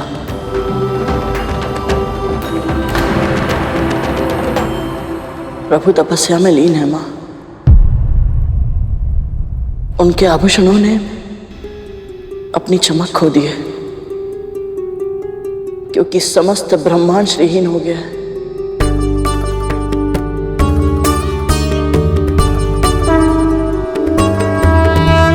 ऐसी स्थिति में भी उनके व्यक्तित्व से ऐसी आभा प्रकट होती है माँ, जिसमें सहस्त्र सूर्यों से भी अधिक प्रकाश है, पर ना तपन है, ना जलन, बस शीतलता है,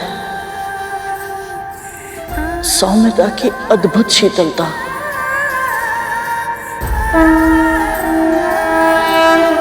माँ, आपको स्मरण है आपने मुझे आशीर्वाद दिया था कि मुझे प्रभु श्री विष्णु की भक्ति का सौभाग्य मिले। जब मैंने उन्हें देखा तब मुझे समझ आया कि आपके उस आशीर्वाद के पीछे मेरे सुख की कामना छिपी थी। ये सुनकर मुझे बहुत अधिक प्रसन्नता हो रही है गरुड़। अल्पायु में ही तुझे प्रभु श्री विष्णु के साक्षात दर्शन हो गए। ये मेरे लिए गर्व की बात है। ऐसा लग रहा है जैसे मेरी वर्षों की तपस्या का फल मिल गया हो मुझे। बस अब तुझे किसी की बुरी दृष्टि ना लगे।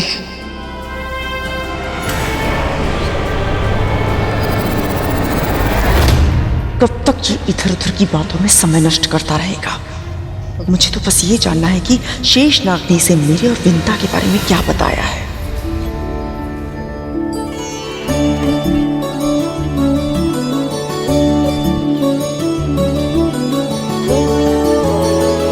गरुड़, अनंत ने क्या कहा तुझसे?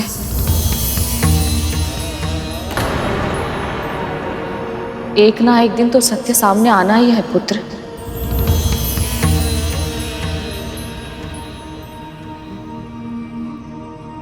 शेष भैया ने मुझे सब कुछ बताया माँ, आरंभ से, कि कैसे आप और बड़ी माँ के मध्य स्नेह था। आप पर प्राण न्यौछावर करती थी वो। अस्वस्थ होने पर रात रात भर जागकर आपकी सेवा करती थी।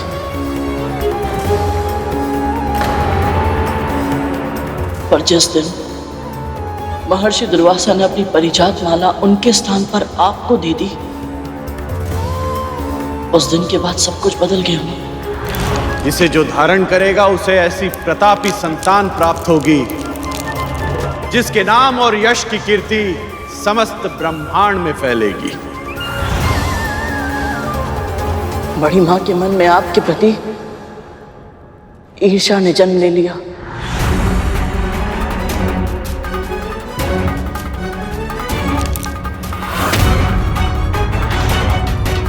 और मैं समझ ही नहीं पाई। अवगुण ऐसे ही होते हैं माँ, समय रहते हम उन्हें पहचान नहीं पाते। कभी कभी हम स्वयं उसका शिकार बन जाते हैं और हमें आभास भी नहीं होता। जैसे कि मेरे और अरुण भैया के जन्म से पहले नागों के जन्म के कारण आप भी ईर्ष्या का शिकार बन गई थी।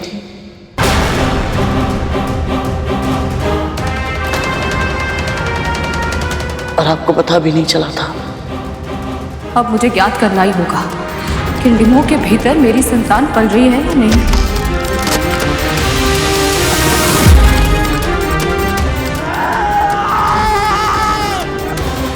मैंने अरुण के डिम के साथ जो पाप किया था, इसे उसके बारे में पता है।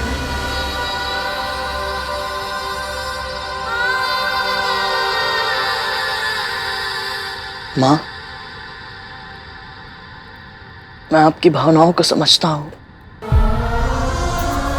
कब आपकी ममता ईर्ष्या में बदल गई आपको भान तक नहीं हुआ। और इसमें केवल आपका दोष नहीं था माँ, अति सौभाग्यशाली पुत्रों की माँ होने का वरदान मिला था आपको, और इससे बड़ी माँ असुरक्षित अनुभव कर रही थी। और इसीलिए उन्होंने आपके मस्तिष्क में संदेह के इतने बीज बो दिए कि आप ठीक से कुछ समझ ही नहीं पाई। और फिर जब क्रोध में आकर अरुण भैया ने आपको भीषण श्राप दिया, आपने उसे अपनी नियति मान लिया। फिर आपने जो किया उसके कारण अपराध बोध में आप इतनी अधिग्रस्त हो गई थी माँ कि उचित निर्णय लेने में असमर्थ हो गई थी। इसीलिए बड़ी माँ के बिछाए हुए जाल को आप देख नहीं पाए और बस उसमें फंसती चली गई। और फिर अरुण भैया के अर्ध विकसित स्वरूप में जन्म लेने का पूरा दायित्व आपने अपने ऊपर ले लिया और बहुत ही शीघ्र बड़ी माँ को क्षमा कर दिया, जबकि बड़ी माँ क्षमा के योग्य ही नहीं थी। जो हुआ उसके लिए मैं कदरू दीदी को दोष नहीं देती, त्रुटि तो मेरी है ना।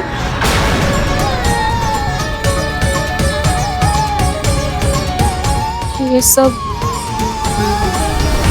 अनंत ने कहा तुझसे? नहीं माँ, शेष भैया को तो अरुण भैया के जन्म के बाद की घटनाओं के बारे में कुछ पता ही नहीं है। मुझे भी एक पल के लिए ऐसा लगा कि आपकी दासी बनने के कारणों को जानने का जो मेरा प्रयास है ये बस अब असफल रह जाएगा। पर प्रभु श्री विष्णु ने मुझे संकेत दिया कि मैं अदिति माँ के पास जाऊं।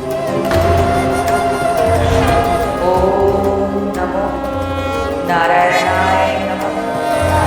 ओम नमः नारायणाय नमः। उनकी तपस्या के समय जो हुआ वो तो आपको बड़ी माँ कह चुकी है, किंतु आपको यही नहीं पता माँ कि उस युद्ध में अंत में वज्रांग मेरे सामने असहाय हो गया था। ऐसा क्या हुआ था जो वज्रांग गरुड़ के सामने असहाय हो गया था? रुक जाओ पुत्र, रुक जाओ। जब उसे छुड़ाने के लिए दीति माँ वहां पहुंची तो मैंने हट कर दी। मैंने वो सब कुछ जान लिया दीति माँ से जो शेषनाग भैया नहीं जानते थे।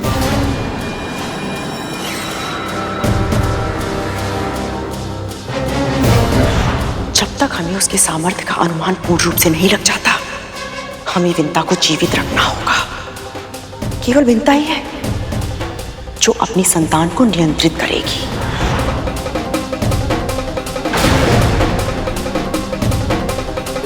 तो दीति ने बताया है इसे मेरा सत्य।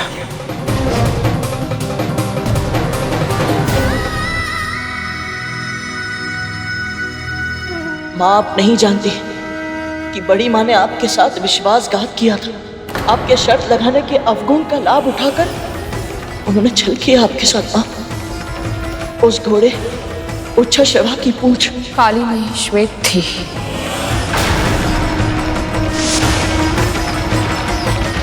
और ये सिद्ध करने के लिए उनके पुत्र नाग के रूप में उसकी पूंछ से लिपट गए थे।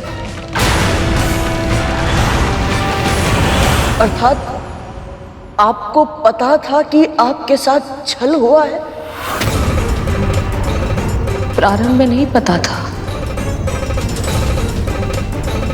जब उन्होंने कहा कि मैं अपना वचन ना तोड़ूं, इसके लिए आजीवन उनकी दासी बनने की सौगंध लेनी होगी, तब मैंने अपने निकट उनके 1 सहस्त्र पुत्रों को नाग के रूप में सरकते देखा।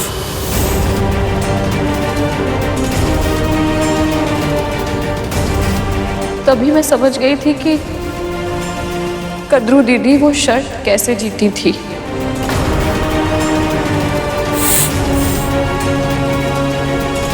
फिर भी आपने उनसे कोई प्रश्न नहीं पूछा। वो शर्त आप जीती थी माँ, फिर भी आपने उनकी दासी बनना स्वीकार क्यों किया? ये तो मैं भी जानना चाहती हूँ विंता, कि मेरे छल के बारे में जानकर भी तू मेरी दासी क्यों बनी? वो शर्त आप जीती थी माँ, फिर भी आपने उनकी दासी बनना स्वीकार क्यों किया? क्योंकि ये मेरा पश्चाताप था।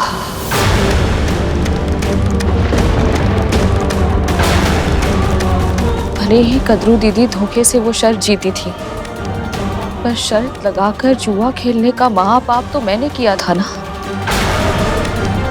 और ये पहली बार नहीं था, उससे भी पहले कई बार केवल आनंद के लिए कुछ दांव पर लगाकर युद्ध क्रीड़ा करना मेरा स्वभाव बन चुका था गरुड़।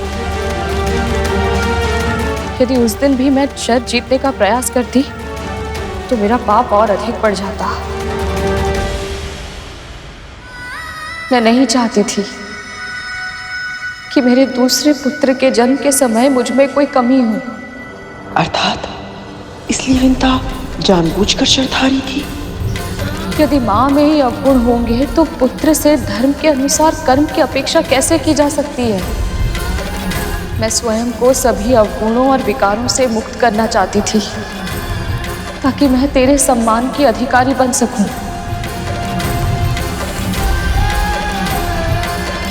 इसीलिए मैंने कद्रू दीदी को वचन दिया था, ईश्वर को साक्षी मानकर।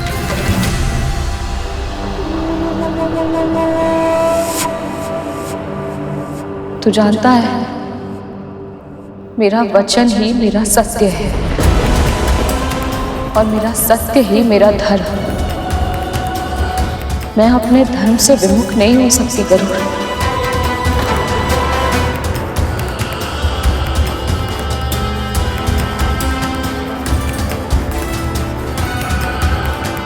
और माँ, पश्चाताप के लिए पूरा जीवन एक दासी के रूप में क्यों? इस विषय में मुझे कोई बात नहीं करनी।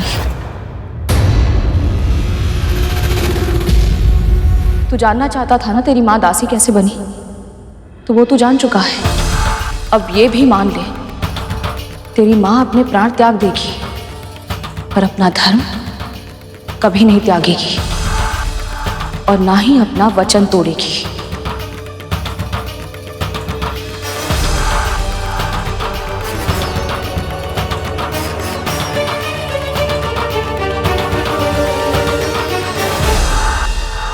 ये तो मैं जानती थी कि विंता तेरे लिए वचन और धर्म सर्वोपरि है और तेरी इसी विवशता का लाभ उठाऊंगी मैं।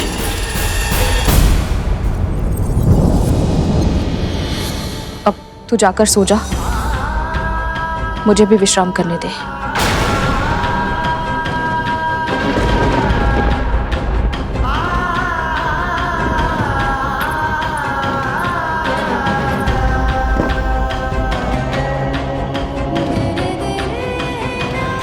जब माँ ही नहीं चाहती तो इन्हें दास्ता से मुक्त कैसे कराऊंगा मैं?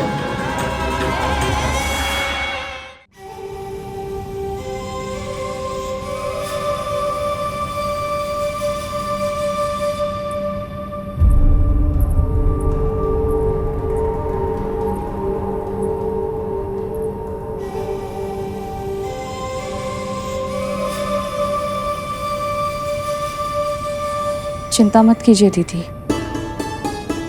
मैं अपना वचन नहीं तोड़ूंगी। तेरी चिंता नहीं है मुझे, किंतु तेरा पुत्र, वो भी आपको या आपके पुत्रों को कोई हानि नहीं पहुंचाएगा। तू इतने विश्वास के साथ कैसे कह सकती है? जब तेरा पुत्र तुझे बिना बताए वैकुंठ जा सकता है, असुरों के साथ युद्ध कर सकता है, तो वो कुछ भी कर सकता है। बहुत शक्तिशाली है वो और उत्तरदायी भी है। वो अपनी शक्ति का प्रयोग किसी अनुचित कार्य के लिए कभी नहीं करेगा। उसमें मेरे संस्कारों के साथ साथ अपने पिता के गुण भी हैं। देखिए उसे, इतना कुछ जानने के बाद भी कितनी शांति से चैन की नींद सो रहा है। दीदी, हम दोनों उन महर्षि कश्यप की पत्नियां हैं जो जल में रहकर भी कमल की तरह निरासक्त हैं। जैसे कमल जल के भीतर रहकर भी जल की एक बूंद से भी अछूता रहता है, वैसे ही हमारे स्वामी भी सांसारिक विषयों से विमुख रहते हैं।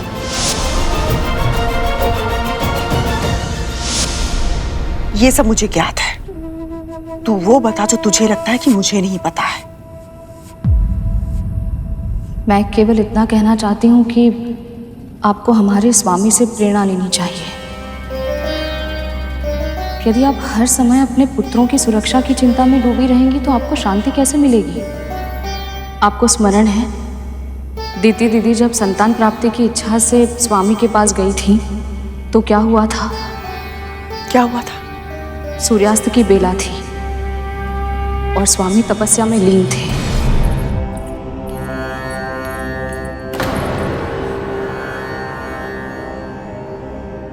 कहिए देवी। कल्याण। स्वामी, मुझे अदिति दीदी की तरह संतान चाहिए। तथास्तु। स्वामी, मुझे अभी चाहिए। अभी अभी अभी तो सूर्यास्त हुआ है देवी, और यह उचित समय नहीं है संतान धारण करने के लिए। इस बेला में संतान धारण करने से उनमें तामसिक गुण आ जाते हैं देवी, और बड़े होने पर उनमें दुष्ट प्रवृत्ति पूरी तरह से छा जाती है। इसलिए हमें उचित समय की प्रतीक्षा करनी होगी, ताकि आप केवल तन से ही नहीं, मन से भी चरित्रवान और शक्तिशाली पुत्रों को प्राप्त कर सके, जो सदैव अपने धर्म के मार्ग पर चले। नहीं स्वामी, नहीं, मैं प्रतीक्षा नहीं कर सकती।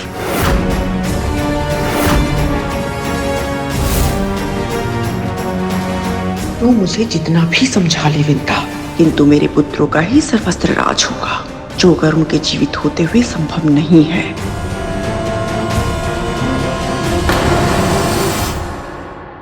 अभी अभी तो सूर्यास्त हुआ है देवी, और यह उचित समय नहीं है संतान धारण करने के लिए। इस बेला में संतान धारण करने से उनमें तामसिक गुण आ जाते हैं देवी, और बड़े होने पर उनमें दुष्ट प्रवृत्ति पूरी तरह से छा जाती है। नहीं स्वामी, नहीं, मैं प्रतीक्षा नहीं कर सकती। पति के समय पर पत्नी का भी कुछ अधिकार अवश्य होता है, और पति पत्नी के संबंधों में पत्नी की इच्छा का सम्मान होना चाहिए स्वामी। यदि यही आपकी इच्छा है देवी, तो हम अपने कर्तव्य का पालन अवश्य करेंगे।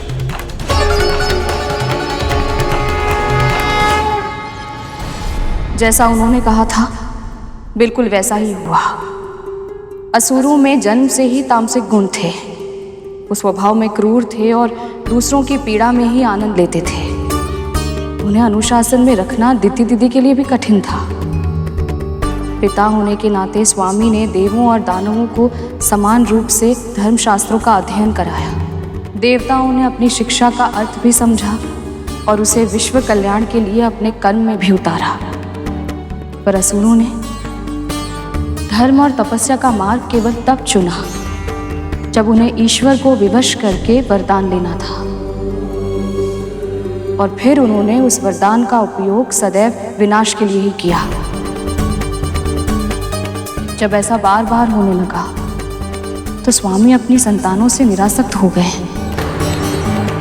शिक्षा देने के बाद उन्होंने सभी संतानों को अपने कर्म के अनुसार फल भोगने के लिए छोड़ दिया। अपनी संतानों के विवादों में ना वो किसी की रक्षा के लिए बीच में आए और ना ही किसी के समर्थन के लिए। जैसे ना वो मेरे लिए आए, ना ही मेरी संतानों के लिए, है ना? मैंने ऐसा नहीं कहा दीदी। नहीं कहा, किंतु कहना यही चाहती थी ना। तेरा पुत्र वैकुंठ से लौट आया तो तू अपना स्थान भूल गई है। मत भूल कि तू एक दासी है। तू मुझे ज्ञान देने का प्रयास कर रही है। मुझसे एक ज्ञान ले, ध्यान से सुन। पिता निरासक्त हो सकते हैं, किंतु एक मां अपने तन से एक नए जीवन को जन्म देती है, तो वो भला अपनी संतानों के लिए निरासक्त कैसे हो सकती है? उसकी केवल इतनी ही कामना होती है कि उसके पुत्रों का भविष्य उज्जवल हो। वो केवल इतना चाहती है कि उसके पुत्र शक्तिशाली हो, समस्त संसार का सुख भोगे और सब पर राज करे। मां होने के नाते मेरे पुत्रों के लिए जो आवश्यक होगा मैं वो सब करूंगी।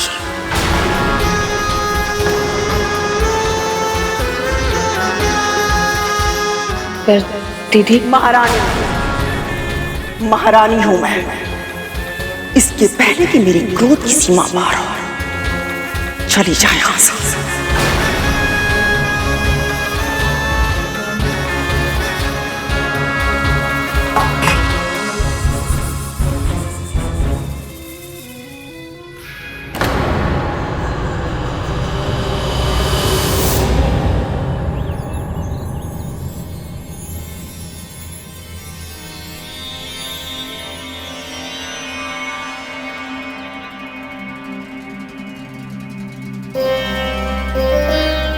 माँ,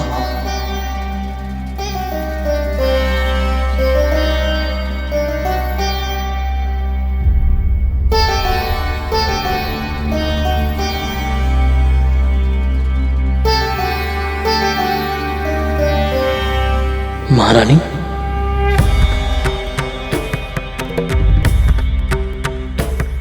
वे माता ही सही, किंतु माँ तो मैं भी हूं ना।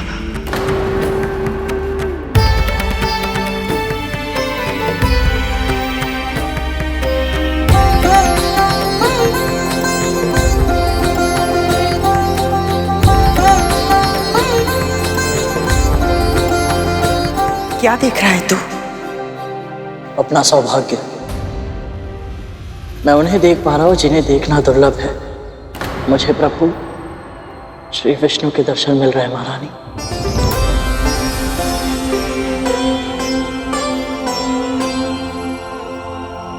मुझे तो वहां कुछ नहीं दिखाई दे रहा। तुझे प्रभु कहां से दिखाई दे रहे हैं? जब से मैं वैकुंठ में उनके दर्शन करके आया हूं, तब से जब भी मेरा मन थोड़ी देर के लिए विस्थिर होता है, तो मुझे सभी वस्तुओं में, वातावरण में, चारों दिशाओं में बस प्रभु ही दिखाई देते हैं। किंतु ये कैसे संभव है? जब मन में शंका का अंधेरा नहीं, भक्ति का प्रकाश निवास करता हो, तो सब कुछ संभव है महारानी। मेरी आंखों से देखिए, वो जो छोटा बादल दिख रहा है, वो मेरे प्रभु के शीश का मुकुट है, और उसके नीचे जो एक हल्का बादल है, वो उनका श्याम सुंदर मुख है।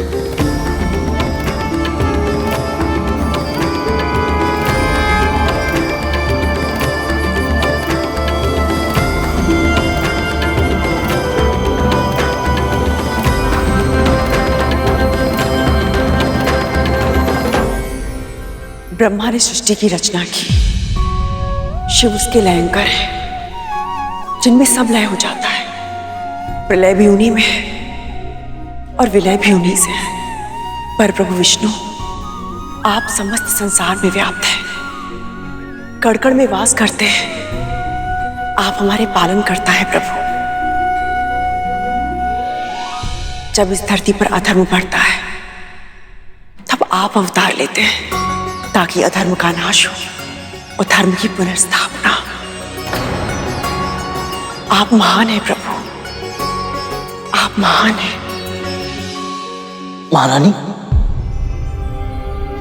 आप श्री नारायण के बारे में इतना कैसे जानती हैं?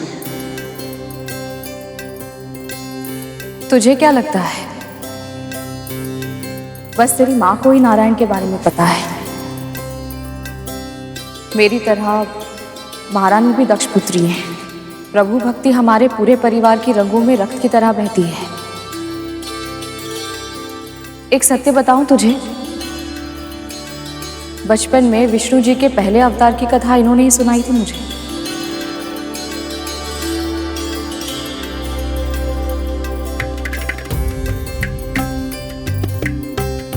विष्णु जी का अवतार? सत्य मां, प्रभु ने पृथ्वी में जन्म लिया था। पर कौन सा अवतार मां, और क्यों? प्रभु विष्णु कहते हैं, जब जब धर्म की हानि होती है और अधर्म की वृद्धि होती है, तब तब सत्पुरुषों का उद्धार करने के लिए, पापियों का विनाश करने के लिए और बुराई को मिटाने के लिए तथा धर्म की पुनर्स्थापना करने के लिए वो प्रकट होते हैं। महारानी, मुझे इस कथा को जानने की बहुत इच्छा हो रही है। हम सभी सुनना चाहते हैं महारानी, और आपसे अधिक सुंदर ढंग से इस कथा को और कोई नहीं कह सकता। सुनाइए ना। ठीक है।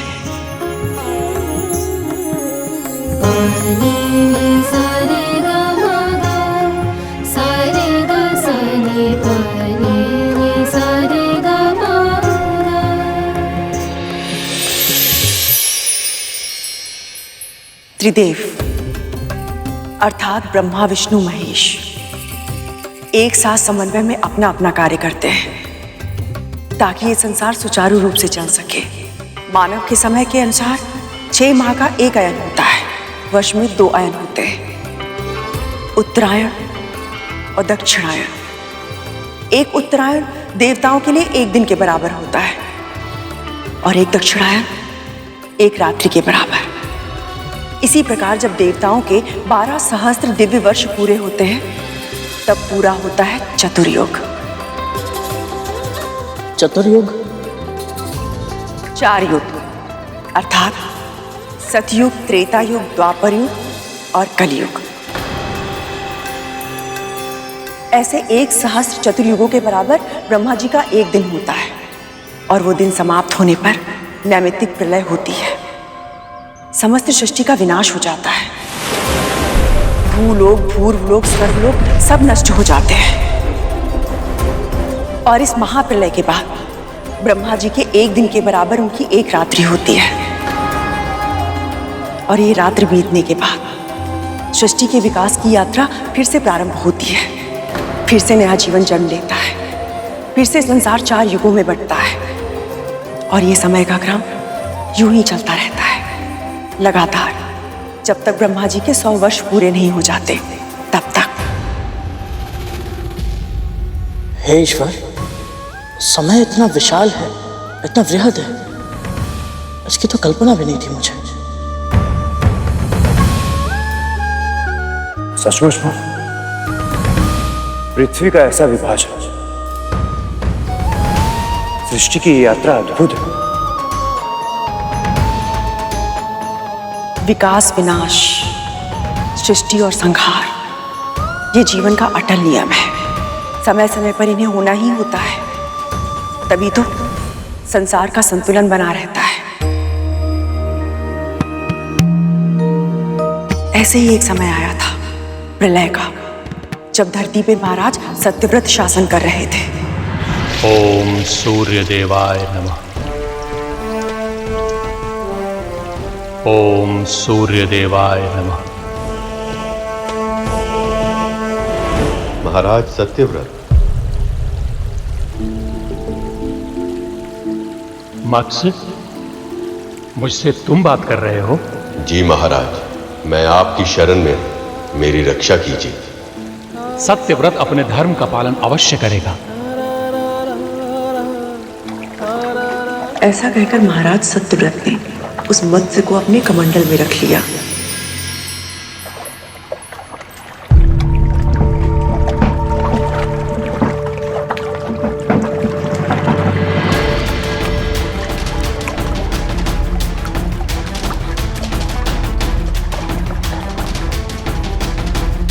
पर शीघ्र ही उस मत्स्य के आकार में वृद्धि हो गई और कमंडल उसके लिए छोटा पड़ने लगा।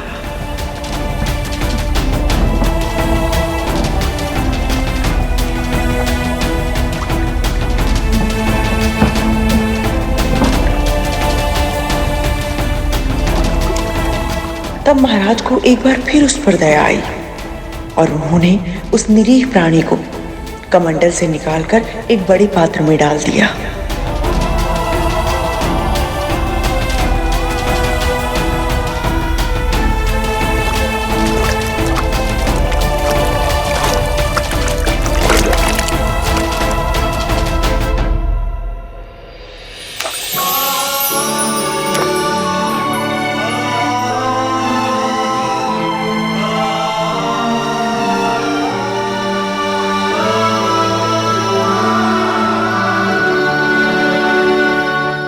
एक दिन तीव्र ध्वनि से चौंककर जब महाराज उस कक्ष में आए तो उन्होंने देखा कि वो बड़ा पात्र भी उस मत्स्य को समा पाने में सक्षम नहीं था। मत्स्य का आकार और भी बढ़ चुका था, पात्र टूट चुका था और मत्स्य अपने जीवन के लिए संघर्ष कर रहा था।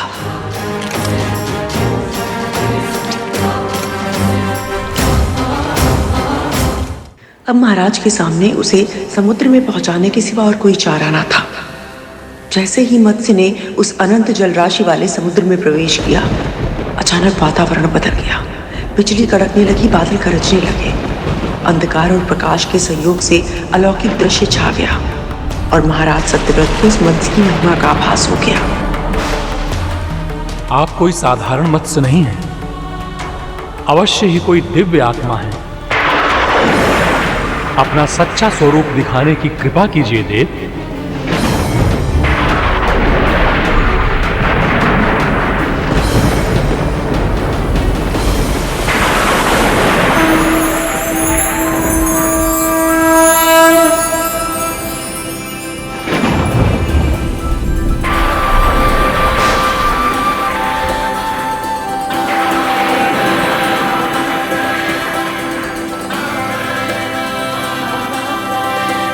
प्रणाम प्रभु।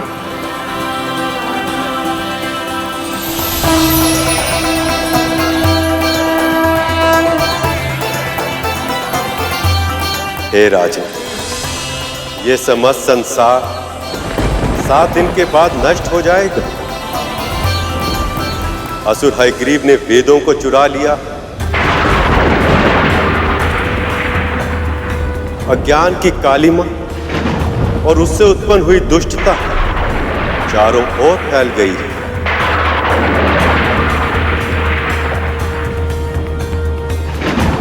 संसार में अधर्म और पाप छाया हुआ, इसलिए मैंने हयग्रीव के प्राणों का अंत करने के लिए और उसके द्वारा फैलाई गई बुराई को पूर्ण रूप से समाप्त करने के लिए मत्स्य रूप में यह अवतार लिया।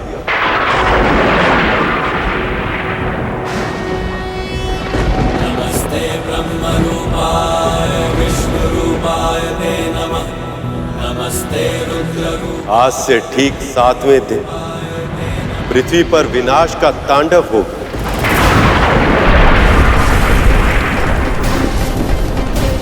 भयानक वर्षा होगी, समुद्र का जल स्तर इतना अधिक बढ़ जाएगा कि पूरी पृथ्वी उसमें डूब जाएगी।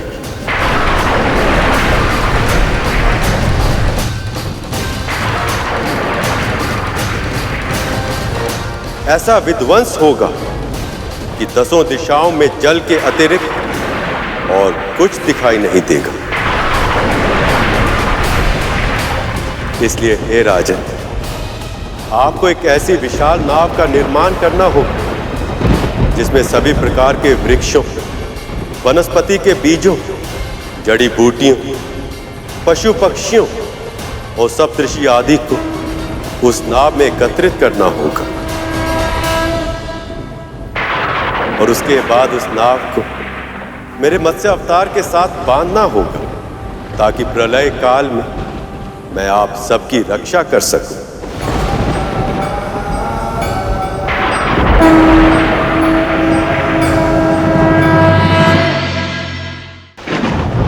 कालांतर में जब सृष्टि का सृजन होगा तब उस नए संसार की आप प्रजापति कहलाएंगे।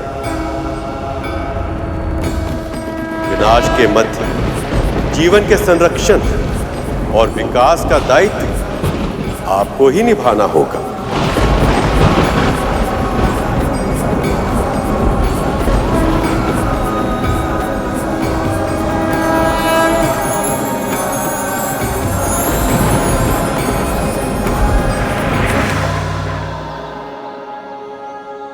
माँ, वो पढ़ले ठीक कैसे? और माँ विष्णु जी ने मत्स्य अवतार लेकर सबको मृत्यु के मुख से सुरक्षित बाहर कैसे निकाला, ये भी बताइए ना। प्रभु विष्णु के आदेश से प्रेरणा पाकर महाराज सत्यव्रत ने एक विशाल नाव बनाई। तभी अचानक वातावरण बदलने लगा, सूर्य की किरणें बरसने लगी और उसके भीषण ताप के प्रभाव से पेड़ पौधे जलने लगे। हयग्रीव चारों वेदों के साथ समुद्र में छुपा था। तभी प्रभु विष्णु आधे मानव और आधे मत्स्य अवतार में उसके सामने आए। उन्हें देखकर हयग्रीव उनकी दृष्टि से ओझल होने का प्रयास करने लगा, किंतु मत्स्य की गति अधिक थी। वो जिस दिशा में जाता मत्स्य उनके सामने आ जाता। अब असुर घबराने लगा, शीघ्र ही ज्वालामुखी फटने लगा। पिघला हुआ लावा अपने मार्ग में आने वाली हर वस्तु को जलाने लगा। पहाड़ों पर हिम पिघलने लगी और फिर आई हिम की आंधी। उधर हयग्रीव उस विशाल मत्स्य को देखकर चिंतित था। अपने दिव्यास्त्रों से बार बार वो उन पर प्रहार करने लगा। तभी तभी मत्स्य ने अपना मुंह खोला और सारे तीर, भाले, अस्त्र शस्त्र सब अपने मुख में समा लिए। ये देखकर हैग्रीव व्याकुल हो उठा। उसके हाथ से छूटकर चारों वेद नीचे गिरने लगे। इसके पहले कि समुद्र तल की गहराइयों में वो सदैव सदैव के लिए खो जाते, मत्स्य ने गोता लगाकर उन्हें अपने मुख में रख लिया। क्रोधित हैग्रीव उन पर आक्रमण करने का प्रयास कर रहा था। तभी प्रभु ने मत्स्य अवतार लेकर एक ही बार में उस असुर का पेट चीरकर उसका वध कर दिया। हैग्रीव का वध होते ही अन्य पशु, राक्षस, दानव और बुरी शक्तियां तड़प तड़प कर अपने प्राण त्यागने लगी। धरती पापियों के बोझ से मुक्त हो गई थी।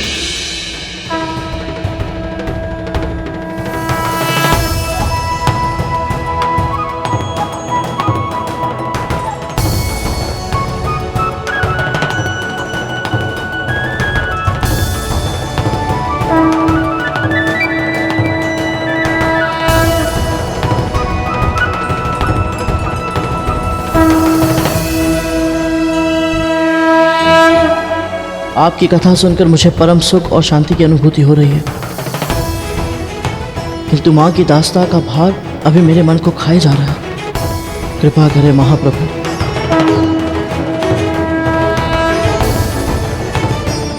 मेरी माँ को इस दास्ता से मुक्त कराने में मेरी सहायता करें।